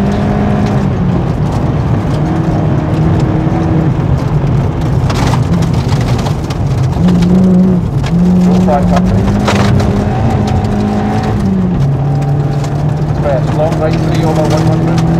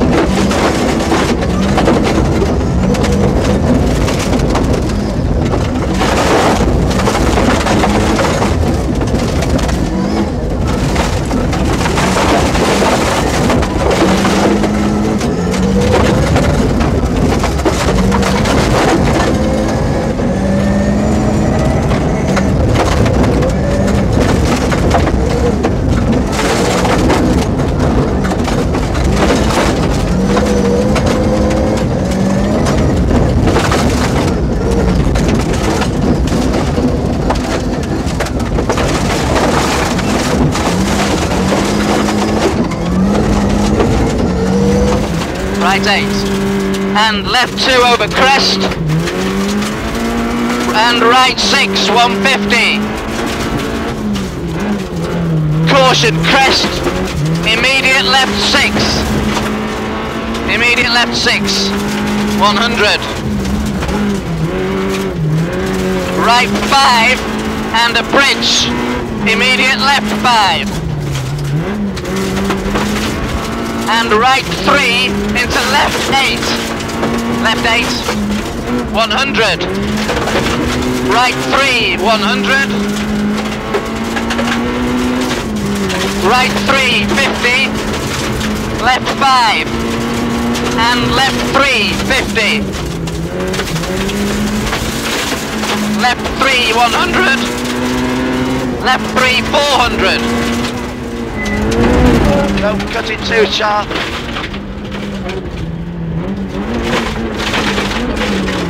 50.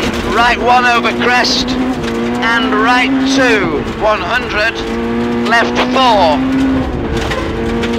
Left 4, 50. Right 3, 100. Right 2 tightens. Tightens into left 2 and right 3.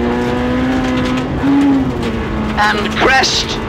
And another crest into right 2, 150. Left 2. Left 2 you're coming to, and right 2 over crest.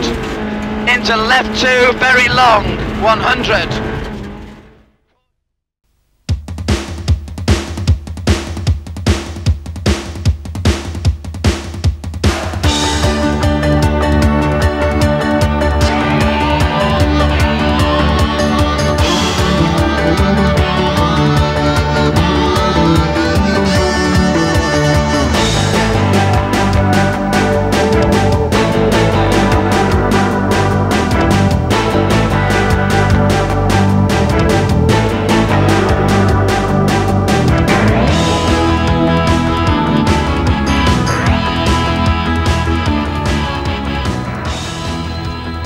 Having charged about the forests of Wales, England and Scotland, Northern Ireland was next on the agenda with the Elbow Ulster Rally. The Elbow? It's not a famous rally bend, but a Belfast nightclub. On this rally we've lost the usual forests, for in Ulster it's closed public roads, secured and controlled by no less than 1,500 local marshals, some of whom get their elbows in a twist. An enthusiastic and knowledgeable crowd gathers on most corners, keeping clear of the roads. There are, of course, always a few stragglers, sensibly following the official directions. At the halfway point in the Mobile 1 Top Gear Championship, Colin McRae has maximum points to lead from younger brother Alistair, with Trevor Smith and Louise Aitken-Walker hotly in pursuit. Much attention was focused on the Irish drivers. Kenny McKinstry was back in championship action, top tarmac specialist Bertie Fisher was out to defend his last year's win, and up from the south was Frank Marr, fresh from his success on the Circuit of Ireland Rally. And joining them for his first event in the series, Vauxhall's top driver Dave Metcalf from Cumbria. But the biggest attraction at the start line was former boxing world champion Barry McGuigan. I'm going to be sensible and get around there as best I can and get as many miles in as I can. You know, realistically, this is my first rally. You know, I've got to learn to listen to Brian Hardy, and he's an exceptionally good co-driver. I've got to learn to listen to him and take that on board. And it's sometimes difficult when you look at the road ahead to listen to. I've certainly found that the most difficult thing, to listen to the co-driver. You know, when you're actually seeing what's in front of you. But that's one thing I've got to do. This is a long rally. And, you know, I'm looking forward to the next 2 days. I'm really keen. Everyone was equally keen to get onto the Irish lanes, the first leg, an anti-clockwise circuit of Lough Neagh, 9 stages of the 185 stage miles, which make up the Ulster Rally. That's Barry McGuigan on his way. Amazingly, Barry said he felt more nervous before this event than before his biggest fight. Robin Phillips, on the other hand, seemed even more concerned, having left an important bit of the car on the start ramp. In case you don't recognise it, this messes his exhaust pipe.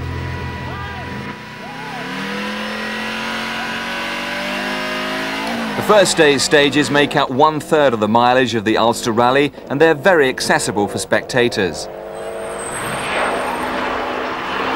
For Colin McRae, the Ulster has never been a kind event. He finished a lowly 8th in 1990 and last year was in the lead when transmission problems forced him out.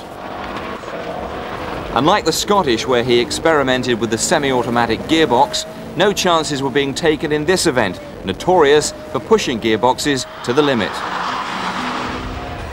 The lanes come in all shapes and sizes, and changes of direction come thick and fast. And what's more, you don't have to give way. Local hero Bertie Fisher is no stranger to these lanes. He first won the Ulster in 1982 and again last year.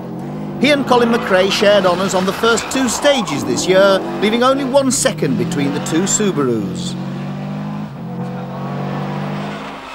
Last year, young Mark Higgins was an amazing 8th in his private Suzuki. This year, the current Lombard Junior Challenge leader in a Works Nova was perhaps trying to prove that he was on a par with his teammate and mentor, Dave Metcalf. For driving on the limit, he crashed out on stage 2. Metcalf, meanwhile, was showing no signs that this was only his 2nd rally this year, leaving his braking to the very last second. Frank Marr from Tipperary, although on his first visit to the Ulster, was strongly fancied, but he had already had turbo problems. Last year's Irish tarmac champion Kenny McKinstry, Ireland's only seeded rally driver, was keeping in close touch with Colin McRae and Bertie Fisher. Only 7 seconds separated them after the first 2 stages. With Robbie Philpott calling the tune, the Lawnmower Man was well on song. Don't cut, 60, turn 6 right, don't cut. 60. Unknown to them, problems were already developing. Fighting his corner, but only just, was Barry McGuigan in his Sierra Cosworth.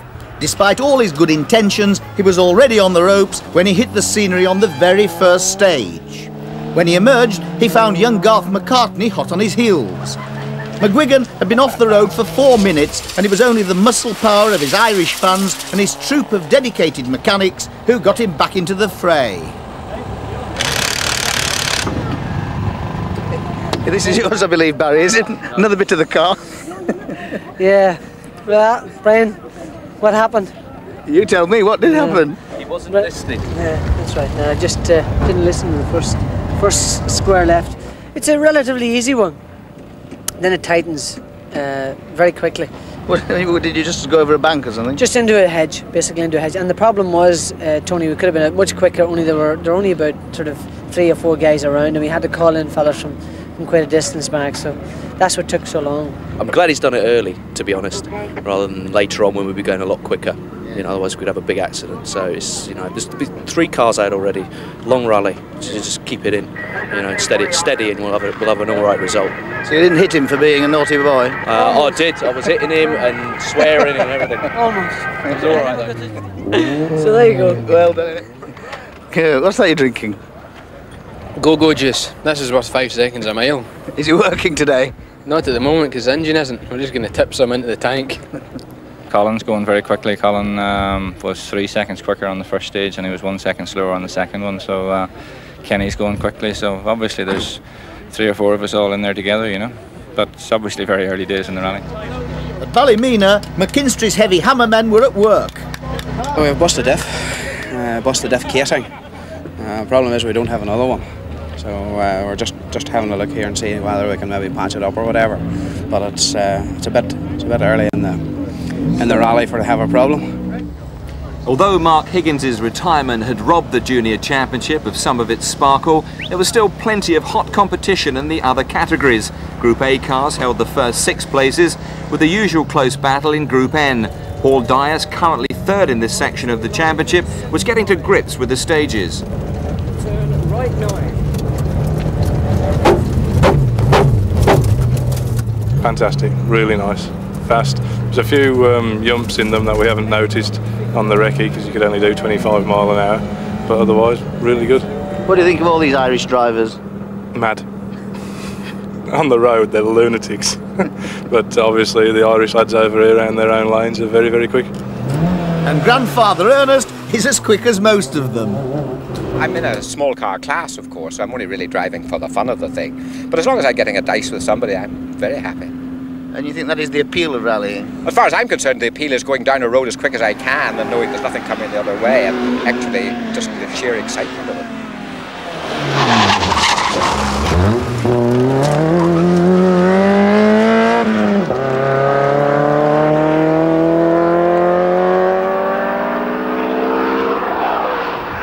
For the first time in this championship, Colin McRae and Derek Ringer are not having it all their own way. On 2 of the first 4 stages, Bertie Fisher actually set fastest times. With only a second separating them, people started to wonder if McRae was fallible after all. Colin, of course, was determined to prove otherwise, despite a spluttering engine.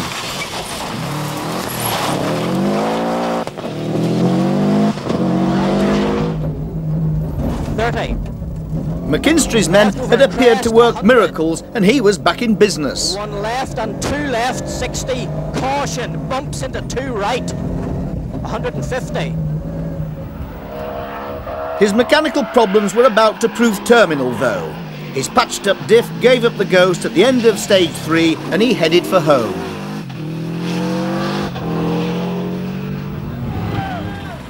Round 3 was also the big KO for Barry McGuigan.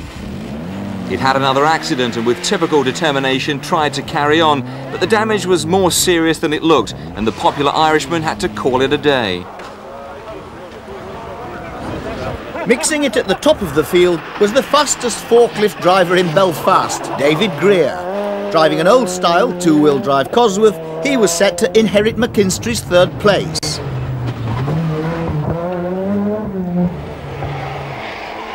Needless to say, Alistair McRae and David Senior were in attendance in Ulster to defend their Group N championship lead.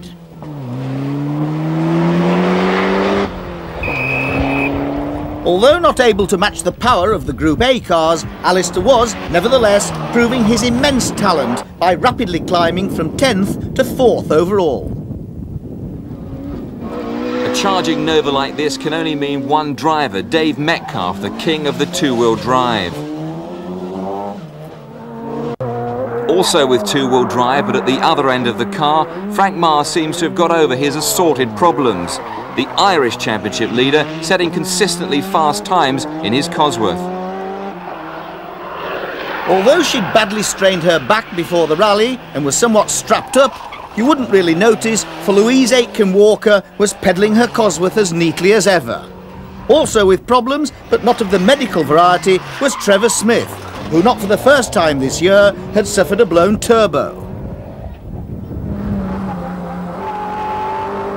One of the newer names to emerge this year is Nick Hutchinson, the 24-year-old Lancastrian, figuring in both the Lombard Junior and the Vauxhall Challenge.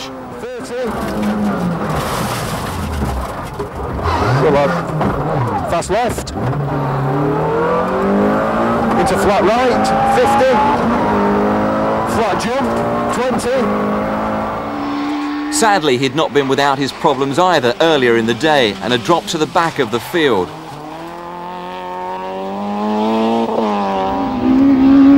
Making a much bigger mark among the juniors is Johnny Milner, driving a newly built lighter Peugeot 205.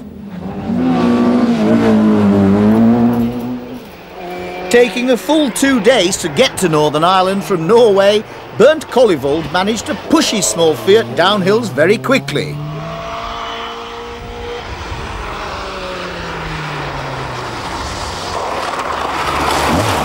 But not quite so quickly up them.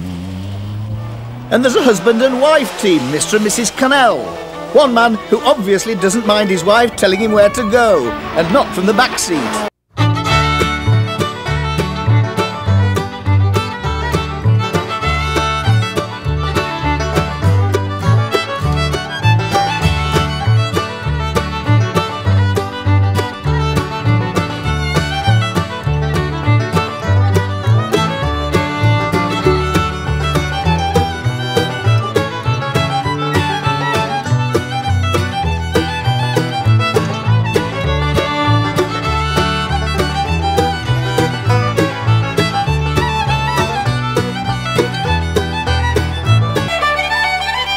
To the outsider, rallying may seem a crazy sport, and some of the drivers think so too. So why on earth do they do it? Oh, Lord only knows. Foolish game, isn't it? For sure. It's good fun. I don't know. I don't know because I stood at the start, well, I was sat in the car at the start and I was frightened to death. I've never been that scared. It's the first international and I was scared. It never seems to be short of an adventure. If it was straightforward, I think it would be time to give up. I don't know, I wish we knew so we could get a cure for it. Frank Marr was up to 6th as the rally drew towards the end of the first day. There was a tight battle going on among the Sierra ranks. Rob Barry from Manchester was up in 4th. Alistair McRae was sandwiched between them in 5th. And of course, heading Group N. Only 16 seconds covered the 3. With a reseed for the next day, everyone was fighting for that vital place. And the ever-smiling Paul Dias with Stuart Derry was starting to head towards the top 10. Tight left 9. 75. Turn right 9. 100. While Scotland has the McRae dynasty, Northern Ireland has its equivalent, the McCartneys. 21-year-old Garth is showing the style that could make him a star of the future.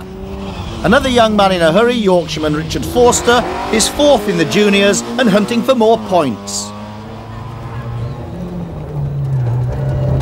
As they burst out of the lanes on the last stage of the day onto the major roads of Craigavon, the light was deteriorating, but more importantly, so was the weather, and drivers started to be caught out.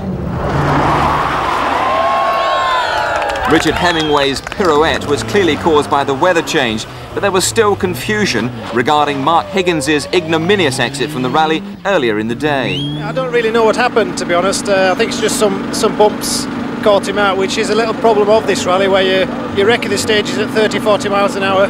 and then you go over at 90, 100 miles an hour, and there's bumps there that you don't find when you're going slowly. And I think it was just probably one of them situations that he found some bumps at speed which he hadn't found on the recce. So what advice will you give him when you see him later? I'll just give him a pat on the back and say hard luck. You lost a bit of time earlier. What was that about, Nick? Yeah, on stage 3 we broke the throttle cable actually. We weren't sure at first, but we soon realised, and it's quite exciting because Clive got under the bonnet and held the throttle open manually. We got into a safe place, but obviously I couldn't see to steer with the bonnet being up, so it was quite hectic and shouting and noise. And I saw a Peugeot coming very fast behind, and I'm going like this to Clive to get away because I thought he was coming in the back. Anyway, he managed to get round.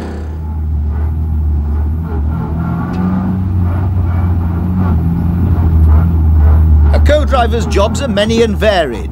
It's not just a matter of reading pace notes. But when it comes to pace notes, there's no one better than Derek Ringer. One thing that fascinates many people is Derek's low seating position. In fact, it's so low, I'm surprised he can see over the dashboard. Nevertheless, he was keeping Colin McRae at the head of the pack, with a little help from Colin himself, of course. Bertie Fisher was not far behind McRae's exhaust pipe though, just 30 seconds as the cars headed for final servicing and Parc Fermé back in Belfast, where the crews would get about 4 hours sleep if they were lucky. Day 2 was another loop around Lough Neagh, this time clockwise, going as far out as Enniskillen. 11 hard stages left, 135 miles in all. The gods hadn't smiled too kindly on the drivers overnight. It was a cold, dark, damp start at 4 o'clock in the morning, and after a night of rain, tyre choice was going to be critical. As predicted by many, the first few stages were going to prove crucial in deciding the winners and losers of this event. Colin McRae's still misfiring Subaru started the proceedings.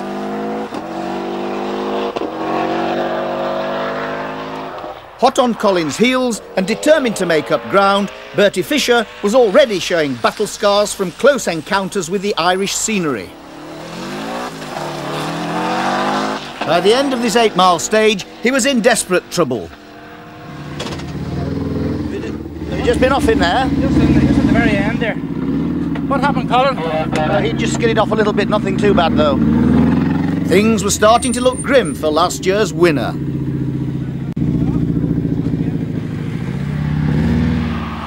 It's always nice when dawn breaks on a rally, but not on this occasion for Alistair McRae, who'd set blistering times on the first 2 stages of the morning until it all went rather wrong.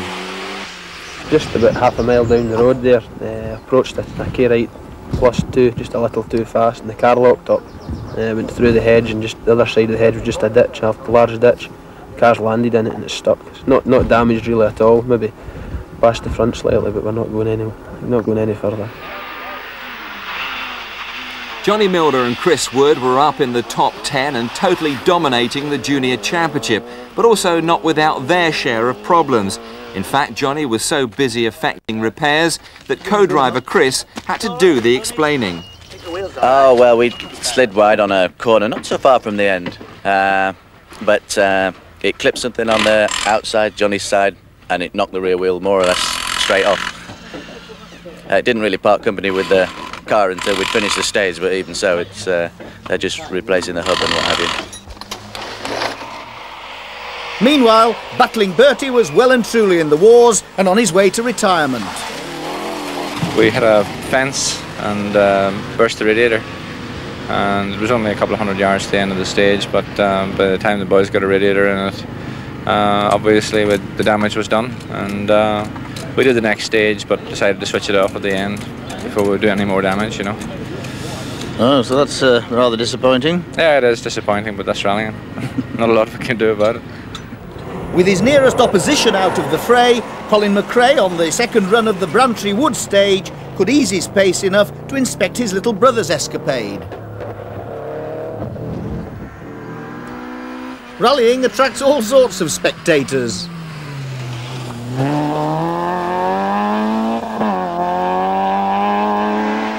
Including a few million people watching over your shoulder if you carry our onboard camera. Here, Nick Hutchinson, with all sorts of gear selection problems, was providing the entertainment. into slight right tightens, 40 medium left, 70. Shit.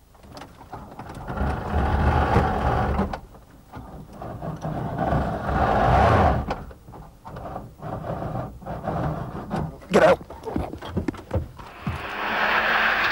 Trevor Smith, in his Group A Sierra, had got over his assorted problems and was back in the groove, climbing up the leaderboard and up to 8th. Metcalf, who's had his share of mechanical problems over the years, was having a good rally this time, up in 5th place in the Nova, but earlier in the day he came a little too close for comfort on this junction. Maybe a touch of the handbrake next time, Dave. Other Nova drivers had not been so fortunate, and Richard Forster was moments away from an undignified exit with engine failure.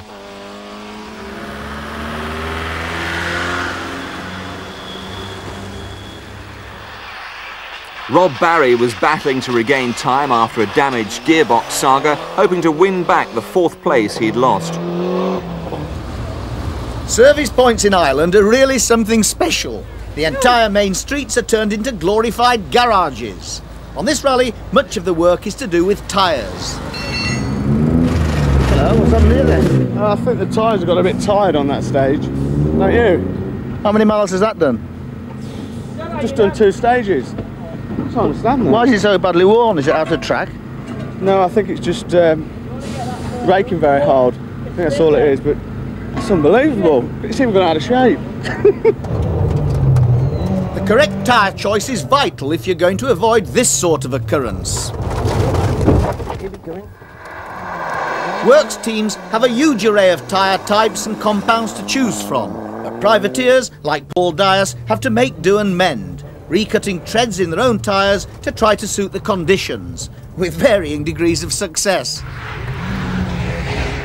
All of which can have a dramatic effect on the body styling of your car.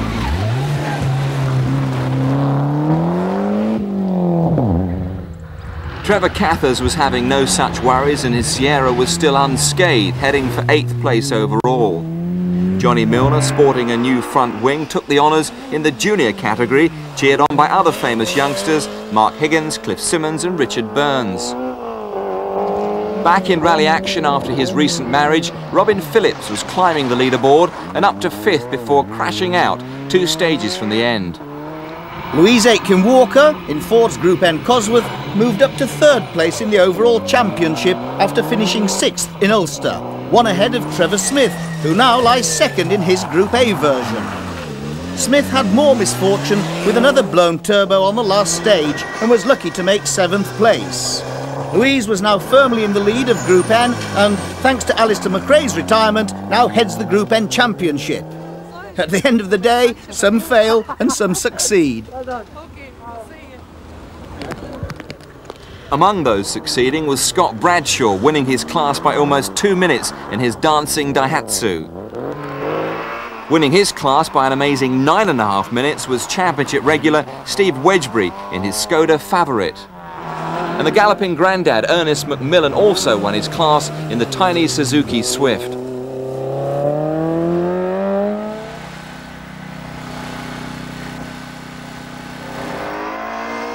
Dave Metcalf took 4th overall and got another class win by an Irish mile.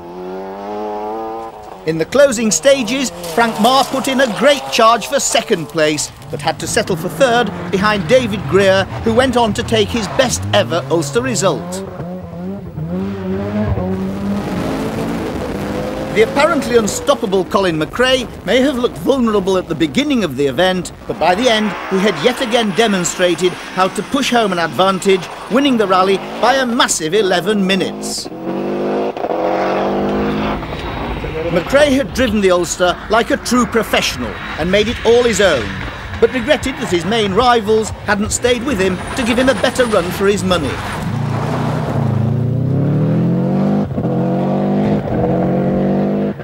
For Colin McRae and Derek Ringer, this was their biggest ever winning margin in the championship. 2 Irish drivers, David Greer and Frank Marr, filled the next places ahead of Dave Metcalf in his little Vauxhall Nova. In Group N, Louise Aitken-Walker and Swedish co-driver Tina Torner had a convincing win, their first in the championship. Local driver Trevor Cathers managed to hold off championship regular Paul Dias. In the Lombard Junior Challenge, Johnny Milner now has a commanding lead over the luckless Mark Higgins and Nick Hutchinson, who failed to score. And so it was yet more champagne for Colin McRae and Derek Ringer, who've proved that they're as good on tarmac as they are in the forests. The next round of the Mobile One Top Gear Championship is also on tarmac. It's the Manx International Rally and it holds the key to the championship. Into slight left, 40.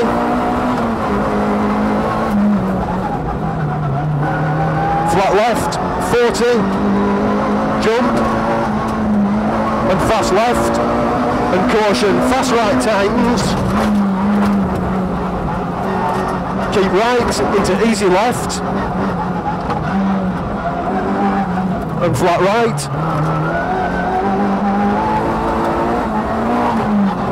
And fast left. And fast right over crest. Into slight right tightens. 40 medium left. 70. Shit.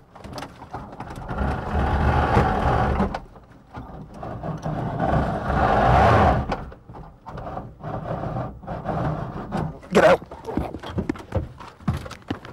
Get up the road and slow down, Nick. So left 3, 50.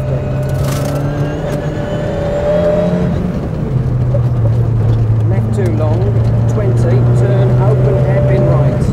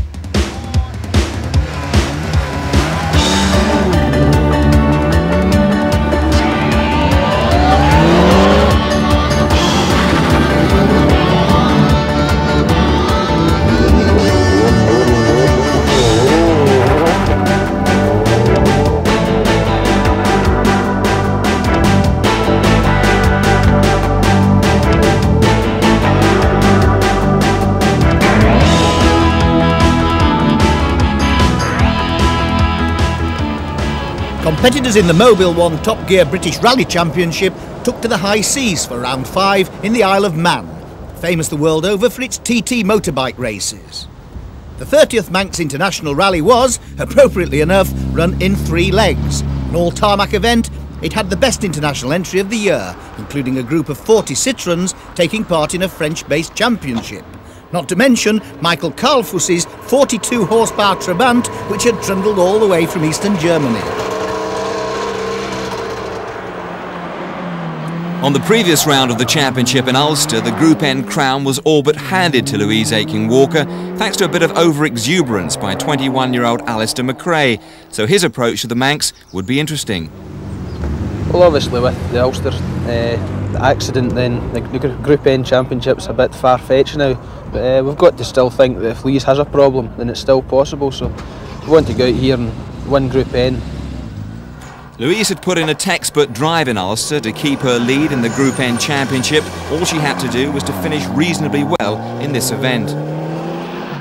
Reigning Irish tarmac champion Kenny McKinstry and fellow Ulsterman Bertie Fisher had both retired in Ulster, but were back to challenge the dominant pro-drive Subaru of the seemingly unstoppable Colin McRae.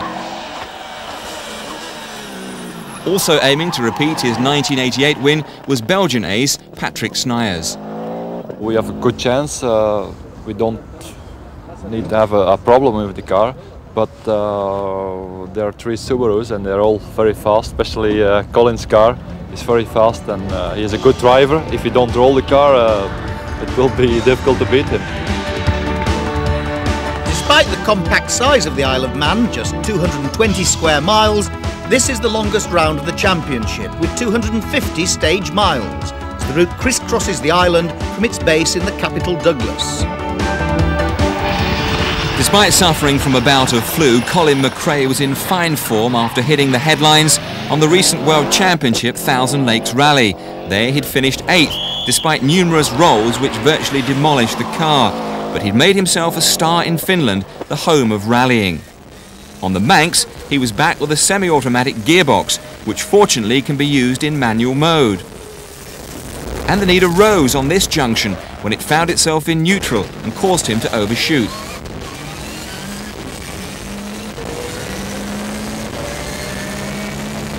All of which meant more work for the Subaru mechanics at the first service point at St John's in the centre of the island. First 2 stages it was really good, but there's just been a small problem with it in the last stage, so they've taken it out just now just to play around with it and try and sort it out, and then we'll put it back in later. Must be all very confusing for you. It is a bit, going back and forward and listening to bass notes, so it's quite interesting. The last time reigning Belgian champion Patrick Sniers visited the Isle of Man, he won, driving a BMW. Although his Ford Cosworth this year was faster, the car was not handling as well, and he claimed it was airborne too much for his liking. I feel I can go much quicker, but it's not possible with this car. So can you do anything to the suspension now? We will try, we will take a different setting and we will see how it's going, but in any case McRae is maybe too fast. Although the suspension had been rearranged, Patrick was busy rearranging the bodywork as well. Bertie Fisher has never won the Manx, but has come pretty close on a few occasions. The 1990 Irish champion was determined to give Colin McRae something to think about. Like Bertie Fisher's, Kenny McKinstry's is a privately owned Subaru, so all the preparation for the event is down to him. Much of the decisions concern the right choice of tyres, and there appears to be considerable room for confusion. You have one thing in your head until, you know, just the start of the event, and then you think, it's fairly cold out there this morning, we'll try a softer compound because it is cold. And you just get caught out. You know, you're always trying to get an advantage, and somewhere along the line it's going to backfire on you, and that's usually what happens with us silly drivers, you know.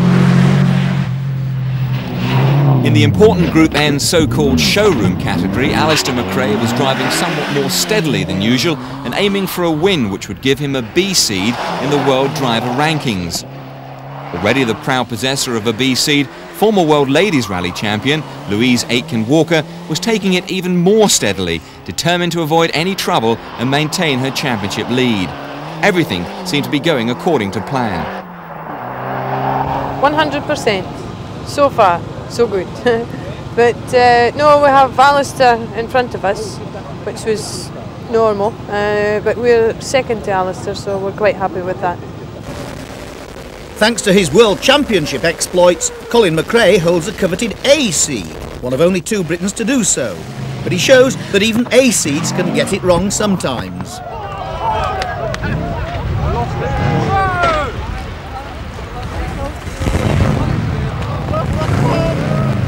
By now, having completely abandoned the semi-automatic gearbox, Colin still managed 5th fastest over the notoriously bumpy Druidale.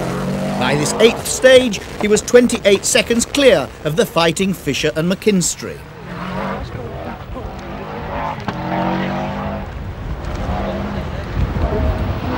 One of the best drives of the day was by the man in the delightful pink helmet, Dave Metcalfe. He has made a habit of giant-killing performances on the Manx International in previous years in his 2-wheel drive Vauxhall Nova. This year, of course, was no exception. Sitting alongside him must have its moments. Oh, it's not too bad, really. I mean, everybody from the outside thinks that I must be crazy, but sometimes I do, but it's not too bad at all, really. It's got it all under control. Johnny Milner was out for a steady drive in his Peugeot 205 and even had time to practice his reversing techniques on the way.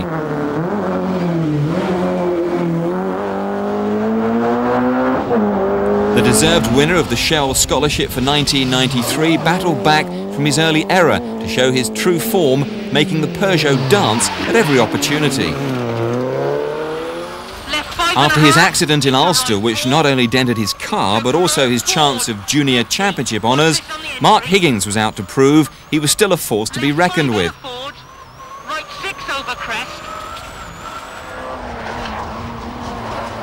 Co-driver Cliff Simmons not only has to read the notes but also offer encouragement to his driver from time to time. Absolute left long 40, left 6, 50. Right 5 over the finish, watch him. Absolute left, absolute right. Brilliant.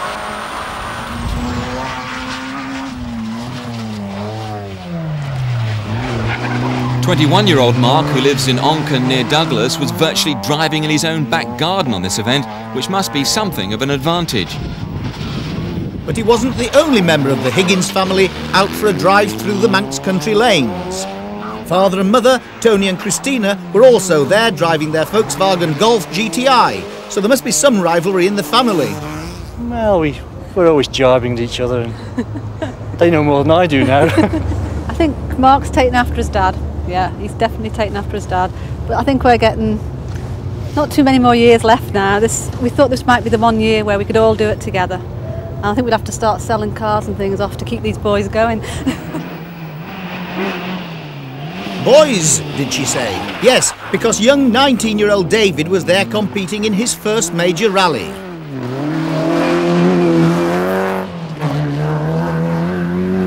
Must be from when Mum and Dad used to push us around the chip in the prams or something. But like I've been doing kart racing for the last 7 years, so this year's the first.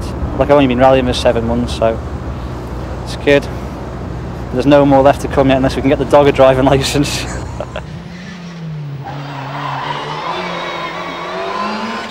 At the other end of the scale, 45-year-old Trevor Smith from Oxfordshire was also driving in his first Manx International Rally, assisted as usual by co-driver Roger Jones. Over crest, 100, post 3 left, and 2 left opening, 100, crest, dip, flat crest, 50, flat crest, 100, 2 left, flat crest 100, 1 left and crest 2 right. The ultra-experienced Trevor was driving neatly and quickly, making very few errors, unlike the Irish duo of David Greer and Frank Marr in their 2-wheel drive Ford Cosworths, who seem to be playing a game all of their own.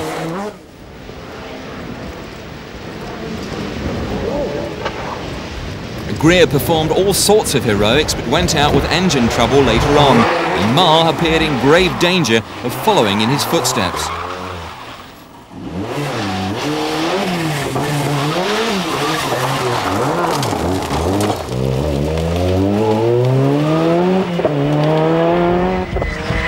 Mike Rimmer from Buckinghamshire in his BMW was definitely on the rampage and seems more intent on demolishing bits of our camera equipment. It's all in a day's work for rally drivers and cameramen alike.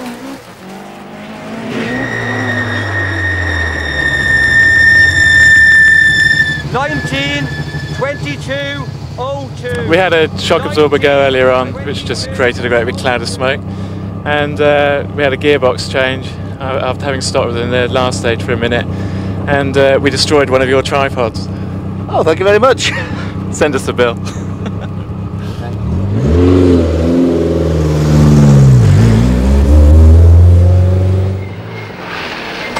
There's always hot competition to be the best Manxman on the event.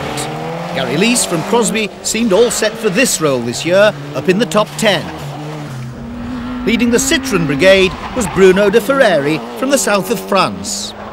And Mike Williams from the north of Wales was leading the Vauxhall challenge.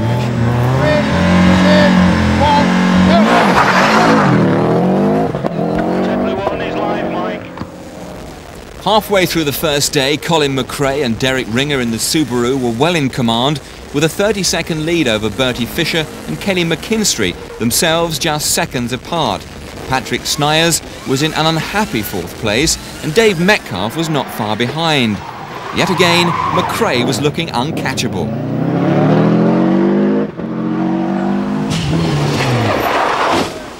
Patrick Snyers was still in the wars, modifying his car at every turn and losing time to boot, making the Sierra sound more like the Trabant.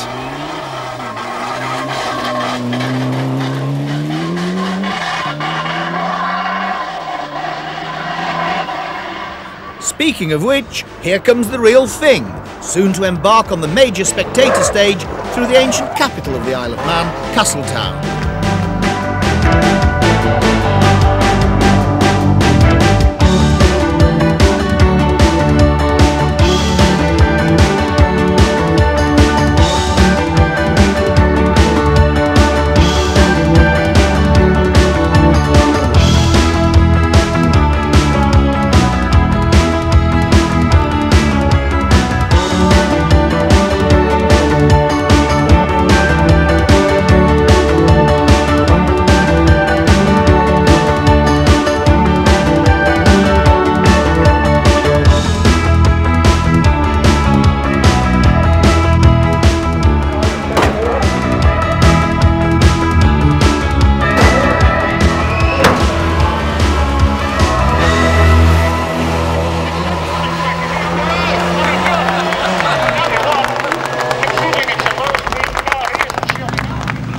There were still 6 more stages after Castletown that evening, with a stop in St John's for the cars to be fettled, as they say in rallying. Among those, Gary Leese, who, would you believe, was not using pace notes, just driving the stages from memory, and boy, do you need a good memory. Mark Higgins also knows the roads like the back of his hand, but likes a little help from his friend in the next seat. Right 4, left 4. 30, left 5, and left 4.5. Right 5 over crest, 30, left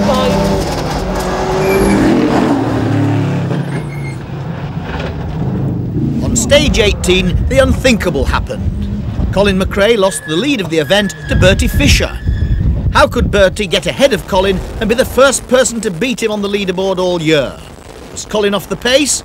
Not to mention off the road.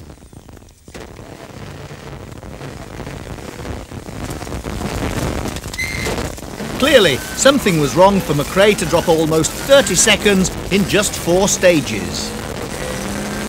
We went out from this service last time with a small brake problem and just didn't really get going. It wasn't a problem, it was just taking it very easy.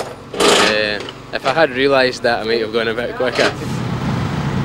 It was a less than ecstatic Bertie Fisher who came into the overnight halt after a puncture on the final stage of the leg put him nearly a full minute down on McRae. Day 2 started on the windswept hills to the south of Snaefell. Colin McRae got over his nasty shock of nearly being beaten the night before. He was back stamping his authority on the proceedings and on the first 2 stages alone, he took 23 seconds off his nearest challenger. The roads in the north of the island are wider and more open and totally suit the driving style of the youngest ever British champion, now looking set to clinch the title again on this event. Kenny McKinstry was complaining that it was taking a long time to warm up his tyres and he was losing time, not only to McRae but also to Bertie Fisher, who was keeping his Irish Championship hopes alive, as well as keeping an eye on Colin McRae, just in case. For the luckless Sniers, it was far from a good morning. The outside of the Ford was again shipshape, but the same could not be said for what was under the bonnet. Very soon, Patrick was back in his hotel before heading home to Belgium. Well, not the best rally for you, this one. No, this was not my rally. We had really bad luck, and from the beginning it was not working like I wanted. And now today we broke the engine. Mechanical problems are always rife in rallying, and Mark Higgins had already had a new gearbox and differential fitted. He was shortly to need a new front wing.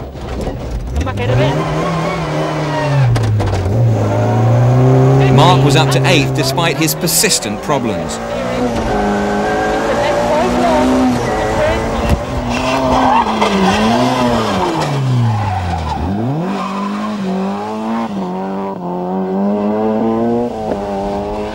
Vauxhall Novas are a commentator's nightmare. They all look alike. This particular model is the Yorkshire version of Richard Forster, who admitted rallies on roads weren't really his cup of tea. Much prefer the Forest. It comes much more naturally to me. Tarmac, you've got to be much more committed.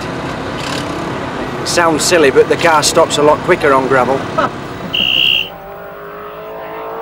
Johnny Milner was still protecting his lead in the Lombard Junior Challenge. He said he was taking it easy, but he was up to 12th place. Despite making it all look rather easy, McRae was still posting fastest times with monotonous regularity. It must be difficult to motivate yourself. In World Championship, you get hyped up a bit more. There's a lot more adrenaline flow. You approach, or I have been approaching the British Championship a lot more relaxed and not worrying about anything. Well, from my point of view, obviously doing it as an amateur or as a privateer, we don't expect to come and beat Colin. If we beat him, we've been lucky, I think, so we try to be the best of the rest. Well, I'm trying to motivate myself to keep in front of all these young whippersnappers. That's really what the plan is, and they're really going quite well today, and I'm just trying to go as fast as I can to make sure that I can hold my position and certainly hold the position in the championship. As the second leg of the Manx International drew to a close, 68 cars of the original 100 were still running, including local drivers Nigel Cannell and Gary Leese, who had been charging hard all day and was rewarded with the 4th fastest time on the final stage of the day. You wouldn't think it here. That was a good time, wasn't it? Excellent. I tried very, very hard on that. Very hard. Happy to spin on the first hairpin as well. Thoroughly enjoyed it. This is more like it. Back in the Group N department, Alistair McRae and David Senior were maintaining a 2-minute lead. Louise Aitken-Walker and Tina Torner were in second place and content to maintain their consistent pace. Unlike Formula One racing, where you try to get rid of your opponents if you can, rallying is a little more gentlemanly. When Mark Higgins turned the corner to find some damsels in distress with a broken gearbox, he gave Louise and Tina a helping shove to the end of the stage.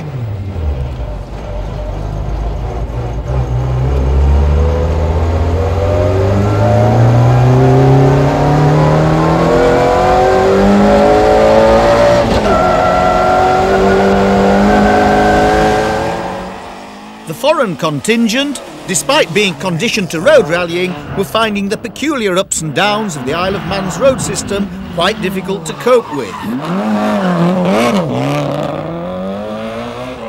Nothing daunted, Michael Kalfus, the driving instructor from Magdeburg, was holding a splendid 68th place.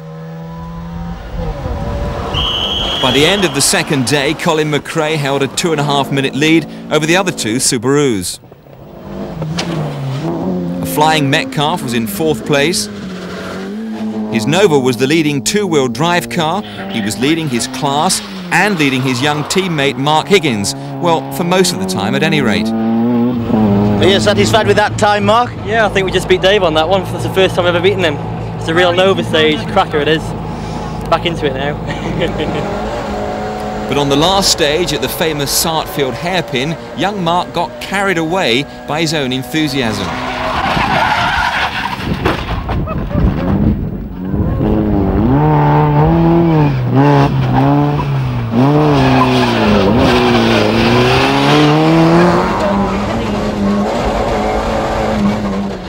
So all that remained at the end of day 2 was for someone else to pick up the pieces.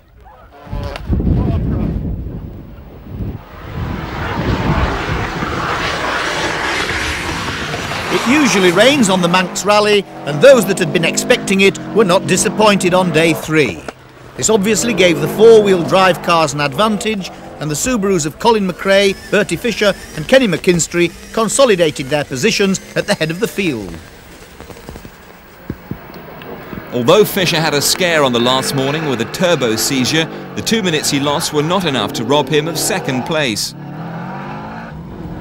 McKinstry was still setting third fastest times all over the place, and despite a broken rear suspension unit, he held third place, his best ever finish on the Manx. Gerhard Mertz from Germany finished 26th overall, but that was enough to win his class.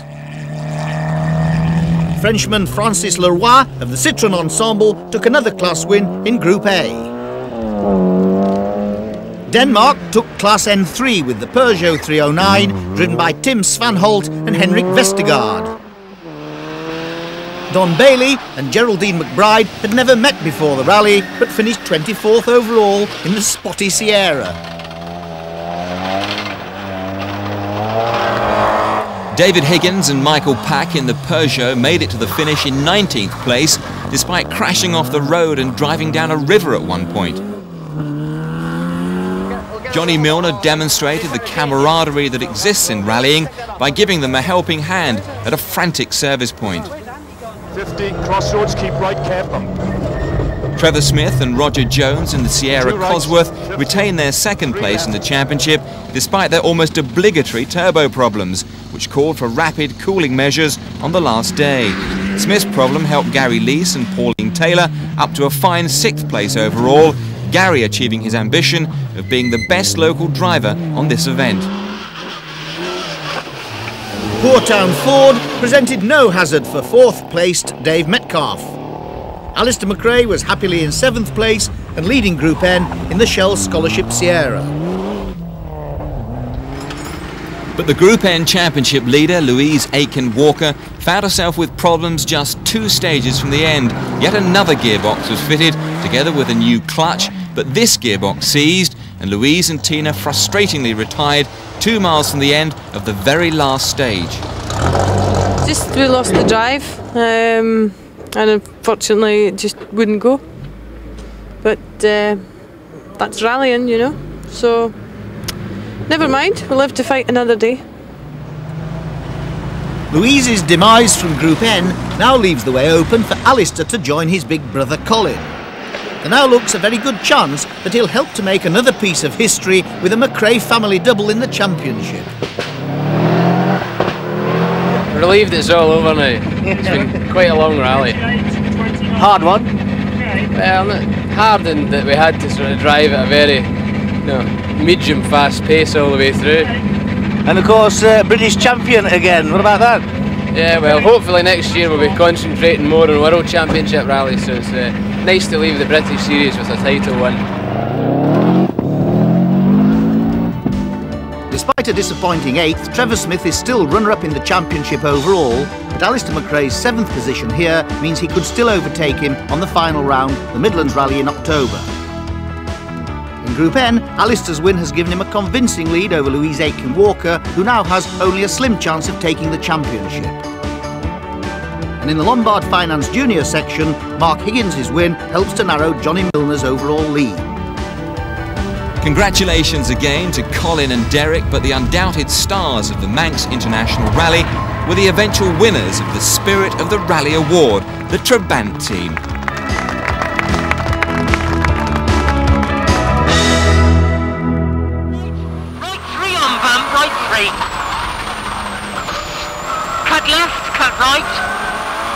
4 long, to right 3. Cut left, right 4.5, and absolute left over crest. Absolute right, 100 over bumps. Post left 5. Dip, absolute left 100. Caution, bad dip. Right 6 long. Good. Absolute crest 200. Left 6, 250. Watch this one. Downhill, right 5.5 over crest and jump. 50, absolute crest. 70, caution right 6, bad dip and forward. 50 sign, absolute right 50 grid, left 5 long, long. To sign 100, right 3. 50, absolute crest long, 100 cut left for right 4 long. Crest, left 5 long. 150 bump, absolute crest. 50 crest into left 4 long, long. Could be wet. To the grid, right 2, very wet. Left 4.5, absolutely bloody soaking. 70, left 5, 400 to top. 100, flat crest. 200. Cut 4 left over crest, downhill. 50. 3 left. 50. Sign 3 right. 50. Long 6 left into forward.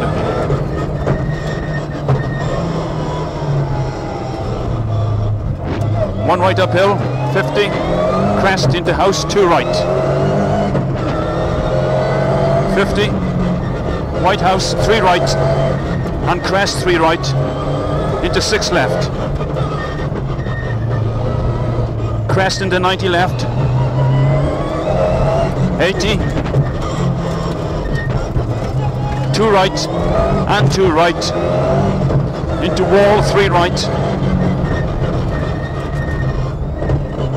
50, 4 right, 50, bump 1 right, into care 90 left over bridge. And 90 left. 50. Left 3. 50, cross 5 over crest.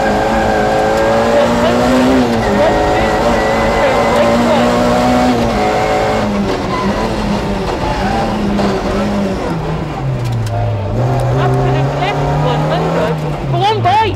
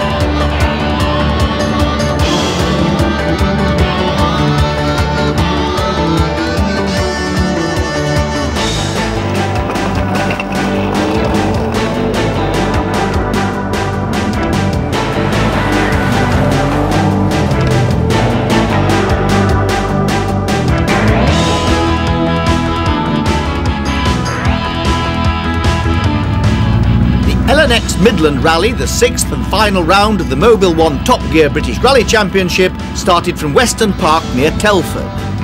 There was really only one big question at the Saturday evening start. Could Colin McRae win again and put his name in the record books, 6 in a row and a bonus mark?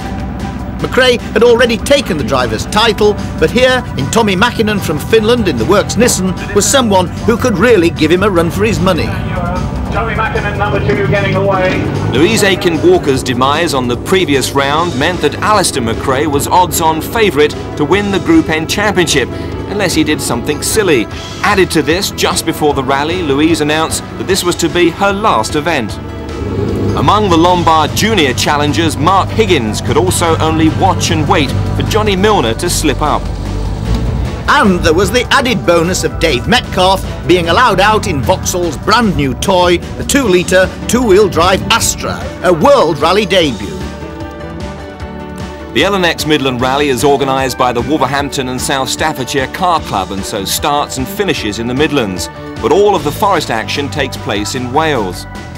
After 2 stages at Weston Park, the event restarts at Newtown for the meat of the rally, through some of the most famous forests in British rallying, Haffron, Dovey and Diffnan, before returning to Telford for the finish.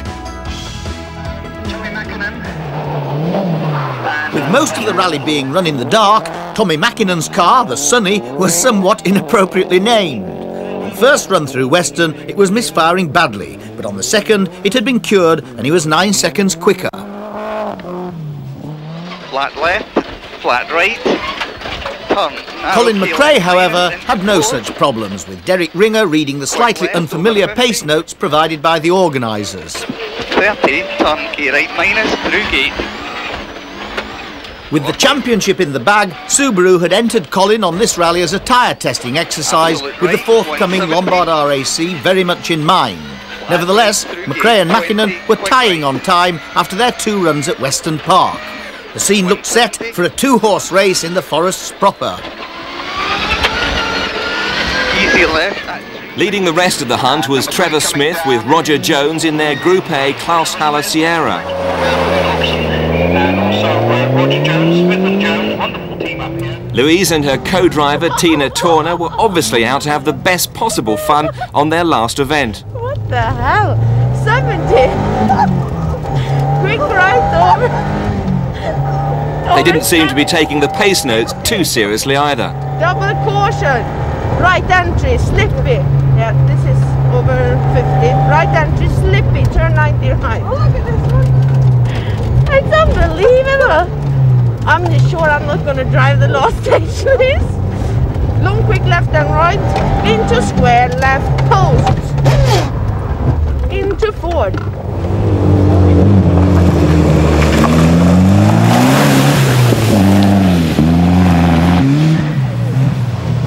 The infamous Western water splash was plain sailing for Dave Metcalf's Astra. Richard Burns, however, seemed to be having problems with his Peugeot. Absolutely lost it. I think we're all okay. That is the reason they just had you out of the way, because that car was... It's surprising what some folk will do to get on television.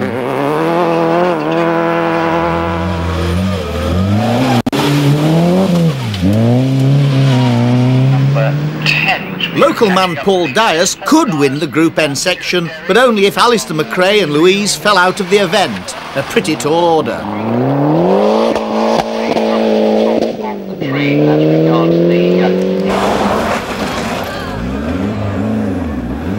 Richard Hemingway and Graham Whittaker's Sierra seemed reluctant to follow the route too precisely.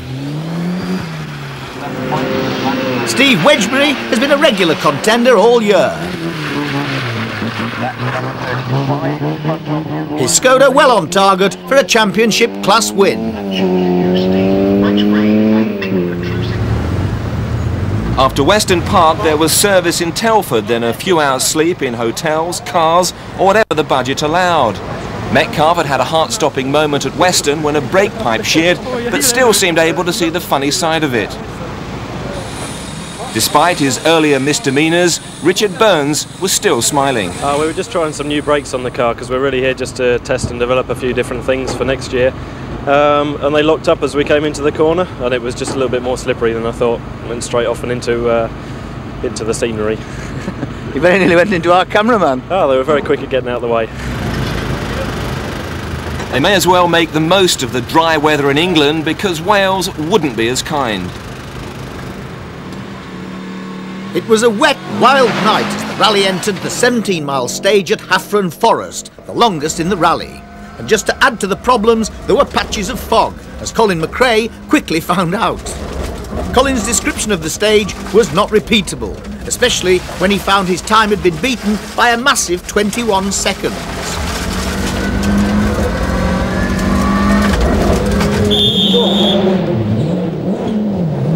The man who delivered this nasty shock to McRae's system was Mackinnon. However, on the following stage, McRae took 18 of those seconds back. Despite the conditions and the unearthly hour of 2 o'clock in the morning, spectators galore filled the forests. Quick left, 20, get it right. The dulcet tones of Ian Grinrod were guiding Dave Metcalf's new Astra into the night. Amazingly, they were up in 3rd place overall. Flat right, 20, absolute left, 50.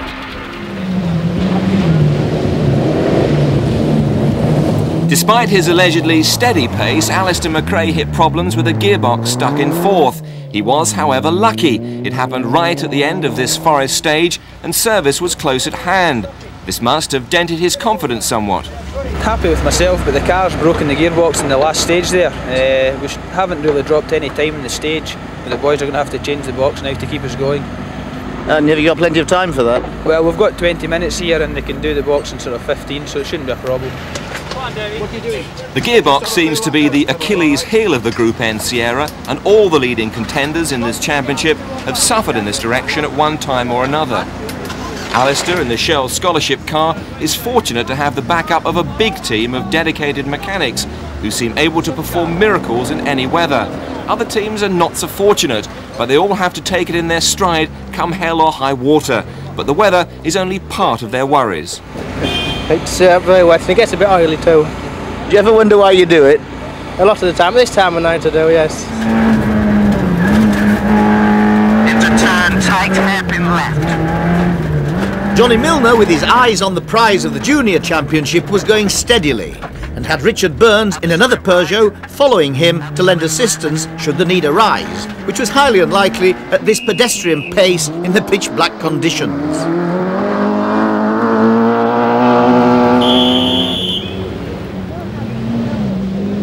For Mark Higgins, it was a different story. He was driving for pride, not prizes. Nevertheless, he was up in 6th place in his scrabbling Nova. Unfortunately for him, Milner had made no mistakes. Well, he's taking it so steady at the moment today. I think we nearly took 2 minutes off him on the first stage. He's just going for the finish, but sometimes your concentration level is down when you're driving like that. He's got to not finish and we've got to get the championship. And we need the championship. Mark, 1953. Johnny, 2144. Richard Burns, 2049.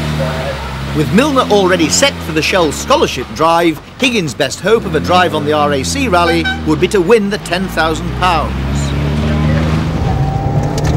Flat left 20, absolute right, turn, tight hairpin left. Back in the car of Louise Aitken-Walker and Tina Turner, the humour seemed to have evaporated a little, probably because it was 5 o'clock in the morning. 50, 90 right.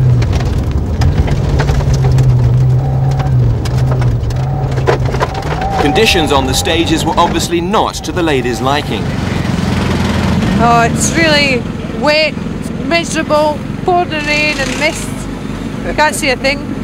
So you're glad you're turning your back on the sport? Well, when I look at these stages, yeah, I am. But, oh no, it's just really bad conditions, bad weather conditions.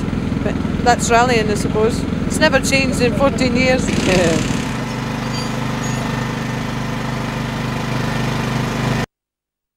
But at least it's not all work then. No, we do get time to have a bit meal now and again. And what about Louise? What's she like to work for? Oh, very good. No, very good. She mixes in very well. No, she spends most of her time talking to the lads when she's out of the car. Very good, yeah. And of course it's her last event this time. It is, yeah. I'm sorry to see you go. I think everybody in the team's sorry to see you go, but I wish her all the best for the future. Problems were affecting others further down the field, and Paul Dias was among those in trouble. he'd had a gearbox change. Meanwhile, in Metcalf's Astra, things were no better. Right over crest, 30. Flat right, long. To crest, 20, turn easy right. Go for drive chaps. Yeah. Turn. Easy right. Back at the Vauxhall camp, the mechanics were unaware of what was going on in the woods. Oscar 1, cleared stage. We need a short drive shaft. We've broken the short drive shaft. It was all hands on deck to see if Metcalf could be kept in business, but driving onto service for 4 miles after the drive shaft had broken didn't make their job any easier.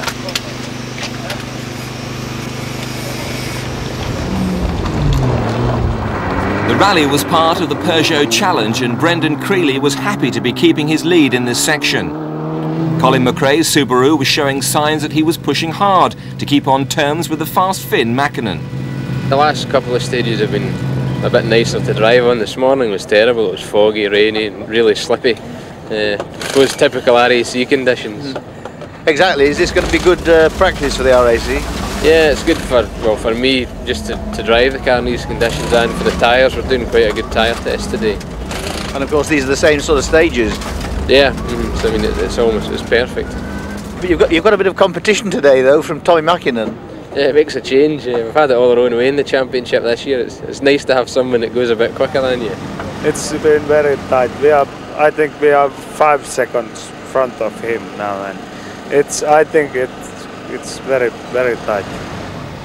While the Nissan mechanics had things under control, the Vauxhall boys were fighting a losing battle because the flailing drive shaft had proved terminal. A little bit disappointing, to be honest, but disappointing in one sense and encouraging in another. The car's worked well, and it's something really silly that's put us out in the end, but you know, it's quite promising with the car. The other part of the Vauxhall troop were busy changing a cam belt on Mark Higgins' Nova. Time was running out. There wasn't too much that Mark could do to assist the operation. Younger brother David was having some slight modifications made to his car. The last stage, I came around and hit a log pile. On the same stage this morning, I spun it and lost 40 seconds. So now I've done a bit of damage. Looks like I'm doing the dishes for the next few weeks. And at the Dolgethley service area, domestic chores were the order of the day. And it wasn't just jobs for the boys. Hello, I needn't ask. I needn't ask what your job is on this team. No, I'm washing today, unfortunately. Or do you do other things as well on the team? No, I've just come out for the day today. Well, for the night really. So that's all I've been doing, just washing the car today. Then there was Meals on Wheels. Hello, and another part of the service crew's work, eh? Yes. Yeah, got the cooking. So this is your only job, is it? Not quite. Clean the car off as well. It looks to me as though you could do with a mechanic's attention on your kettle. That was me, I drove over it. The final forest stage of the Elonex Midland was the classic 10-miler in Diffnant Forest. While business is slack, the crews can get out of the ever-present rain, but for the amazingly hardy spectators, there was no such luck. In Finland, these conditions are meat and drink to rally drivers, and Tommy Mackinnon professed to be really enjoying them. He and co-driver Seppo Harian were 5 seconds ahead of McRae at the beginning of the stage, but his over-exuberance was costing him time.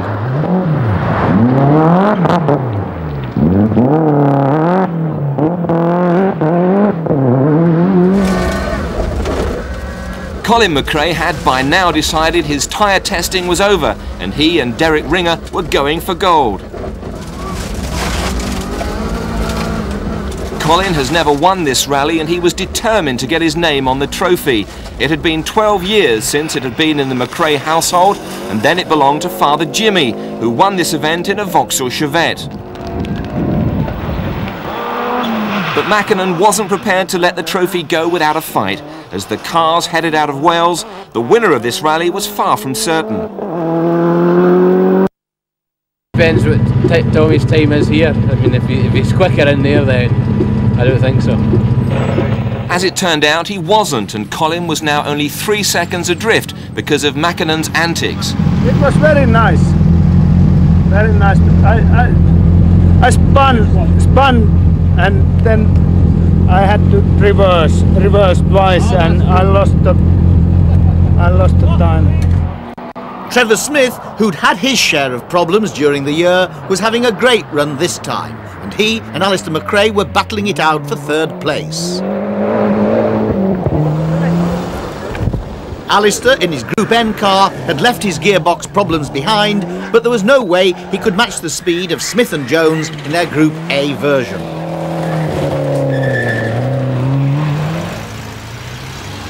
With forest racers like Alistair, sitting in the passenger seat must be fairly onerous.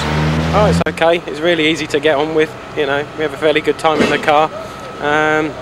Trust him all the time what you've got to do. No, it's really good. Very talented.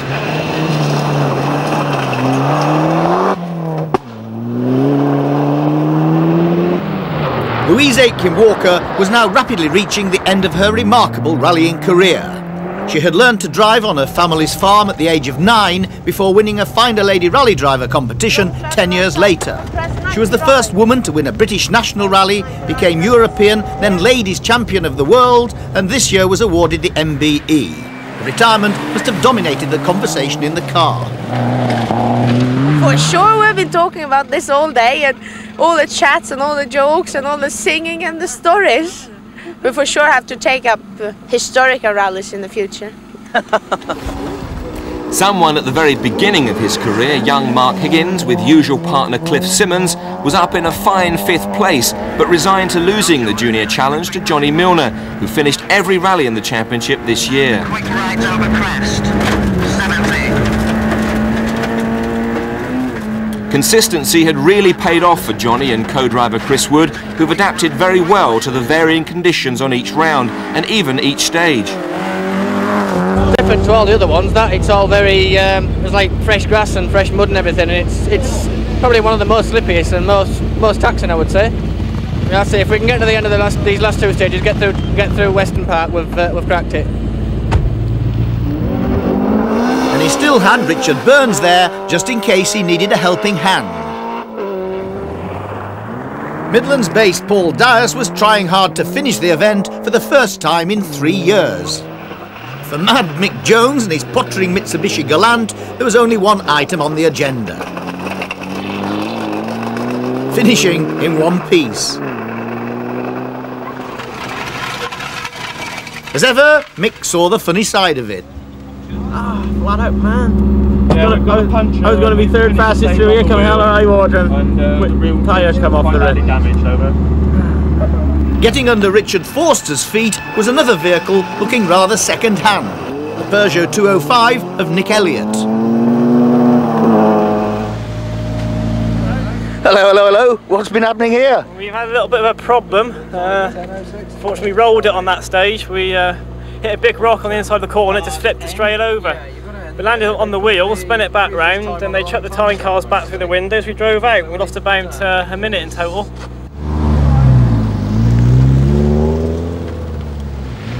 A new tyre firmly in place, Mick Jones and Neil Dashfield were soon on their way again. Lower down the field, Ian Scott in his Group N Nova was lying 34th, but still second in his class. He was just one of the many privateers who are the backbone of rallying the world over. 19-year-old David Higgins, despite his restyling of his father's VW Golf, was 21st and leading his class. The prospect of an exciting climax brought the crowds out in force to watch Mackinnon and McRae fight it out to the end over the 2-mile stage, which was run twice.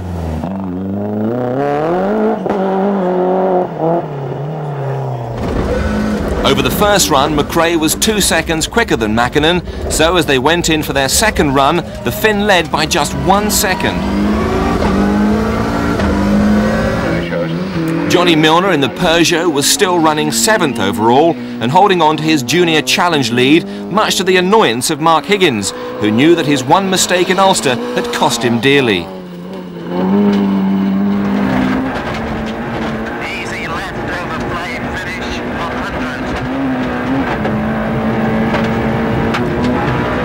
As Johnny Milner and Chris Wood approached the finish line, the sheer delight on board was obvious.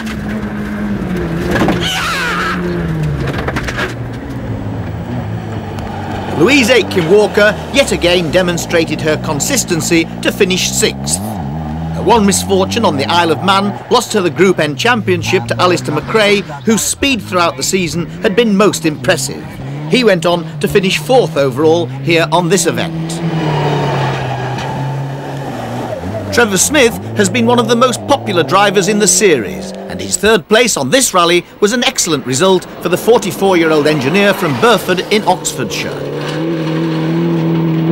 I thoroughly enjoyed the championship. The first time in the championship to finish 2nd overall, it really couldn't be better for me.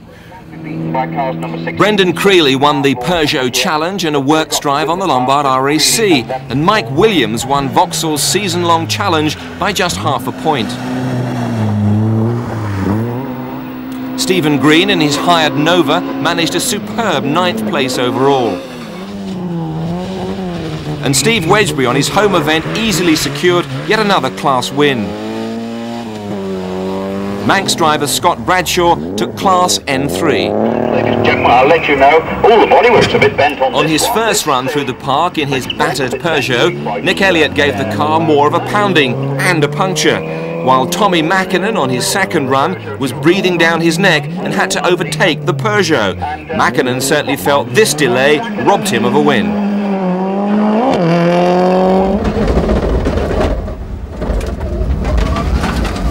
At this stage in the proceedings, McRae was determined not to make any mistakes.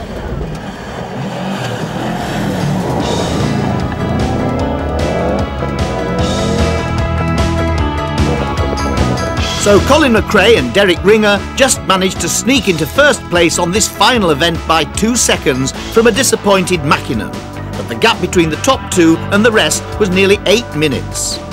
5th place for Mark Higgins was his best result to date, and a good 8th for Mick Jones in the Gallant, despite that involuntary tyre change. The British Rally Championship overall has been a McRae benefit. Colin won the top title by taking maximum scores, while Alistair managed 3rd. Early scorers Paul Dias and Kenny McKinstry completed the top 8. Alistair was also Group N champion, convincingly ahead of Louise Aitken-Walker. In the Lombard Junior section, despite a win by Higgins on this event, Johnny Milner's consistency paid off as he scored on every round of the championship to head home Vauxhall drivers Mark Higgins and Richard Forster and take the £10,000.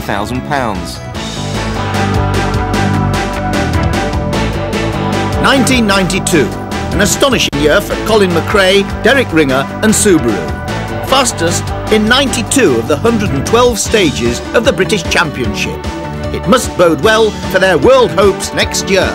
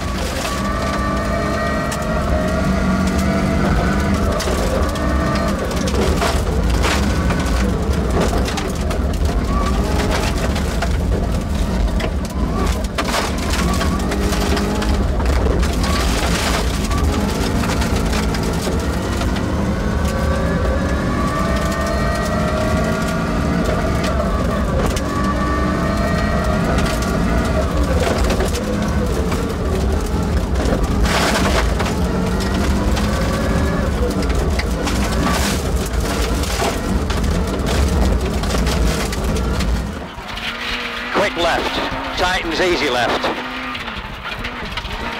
30, quick left, 20, get right, turn medium left, 30, flat right, 20, absolute left, 50, Flat right over crest, 30, turn tight, hairpin left. 50.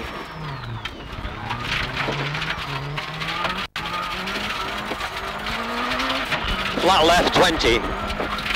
Flat right, 50. Easy right. Into flat right over 100. Tightens, turn hairpin right. 20. Quick left, long through logs, over 200. Crest, absolute right.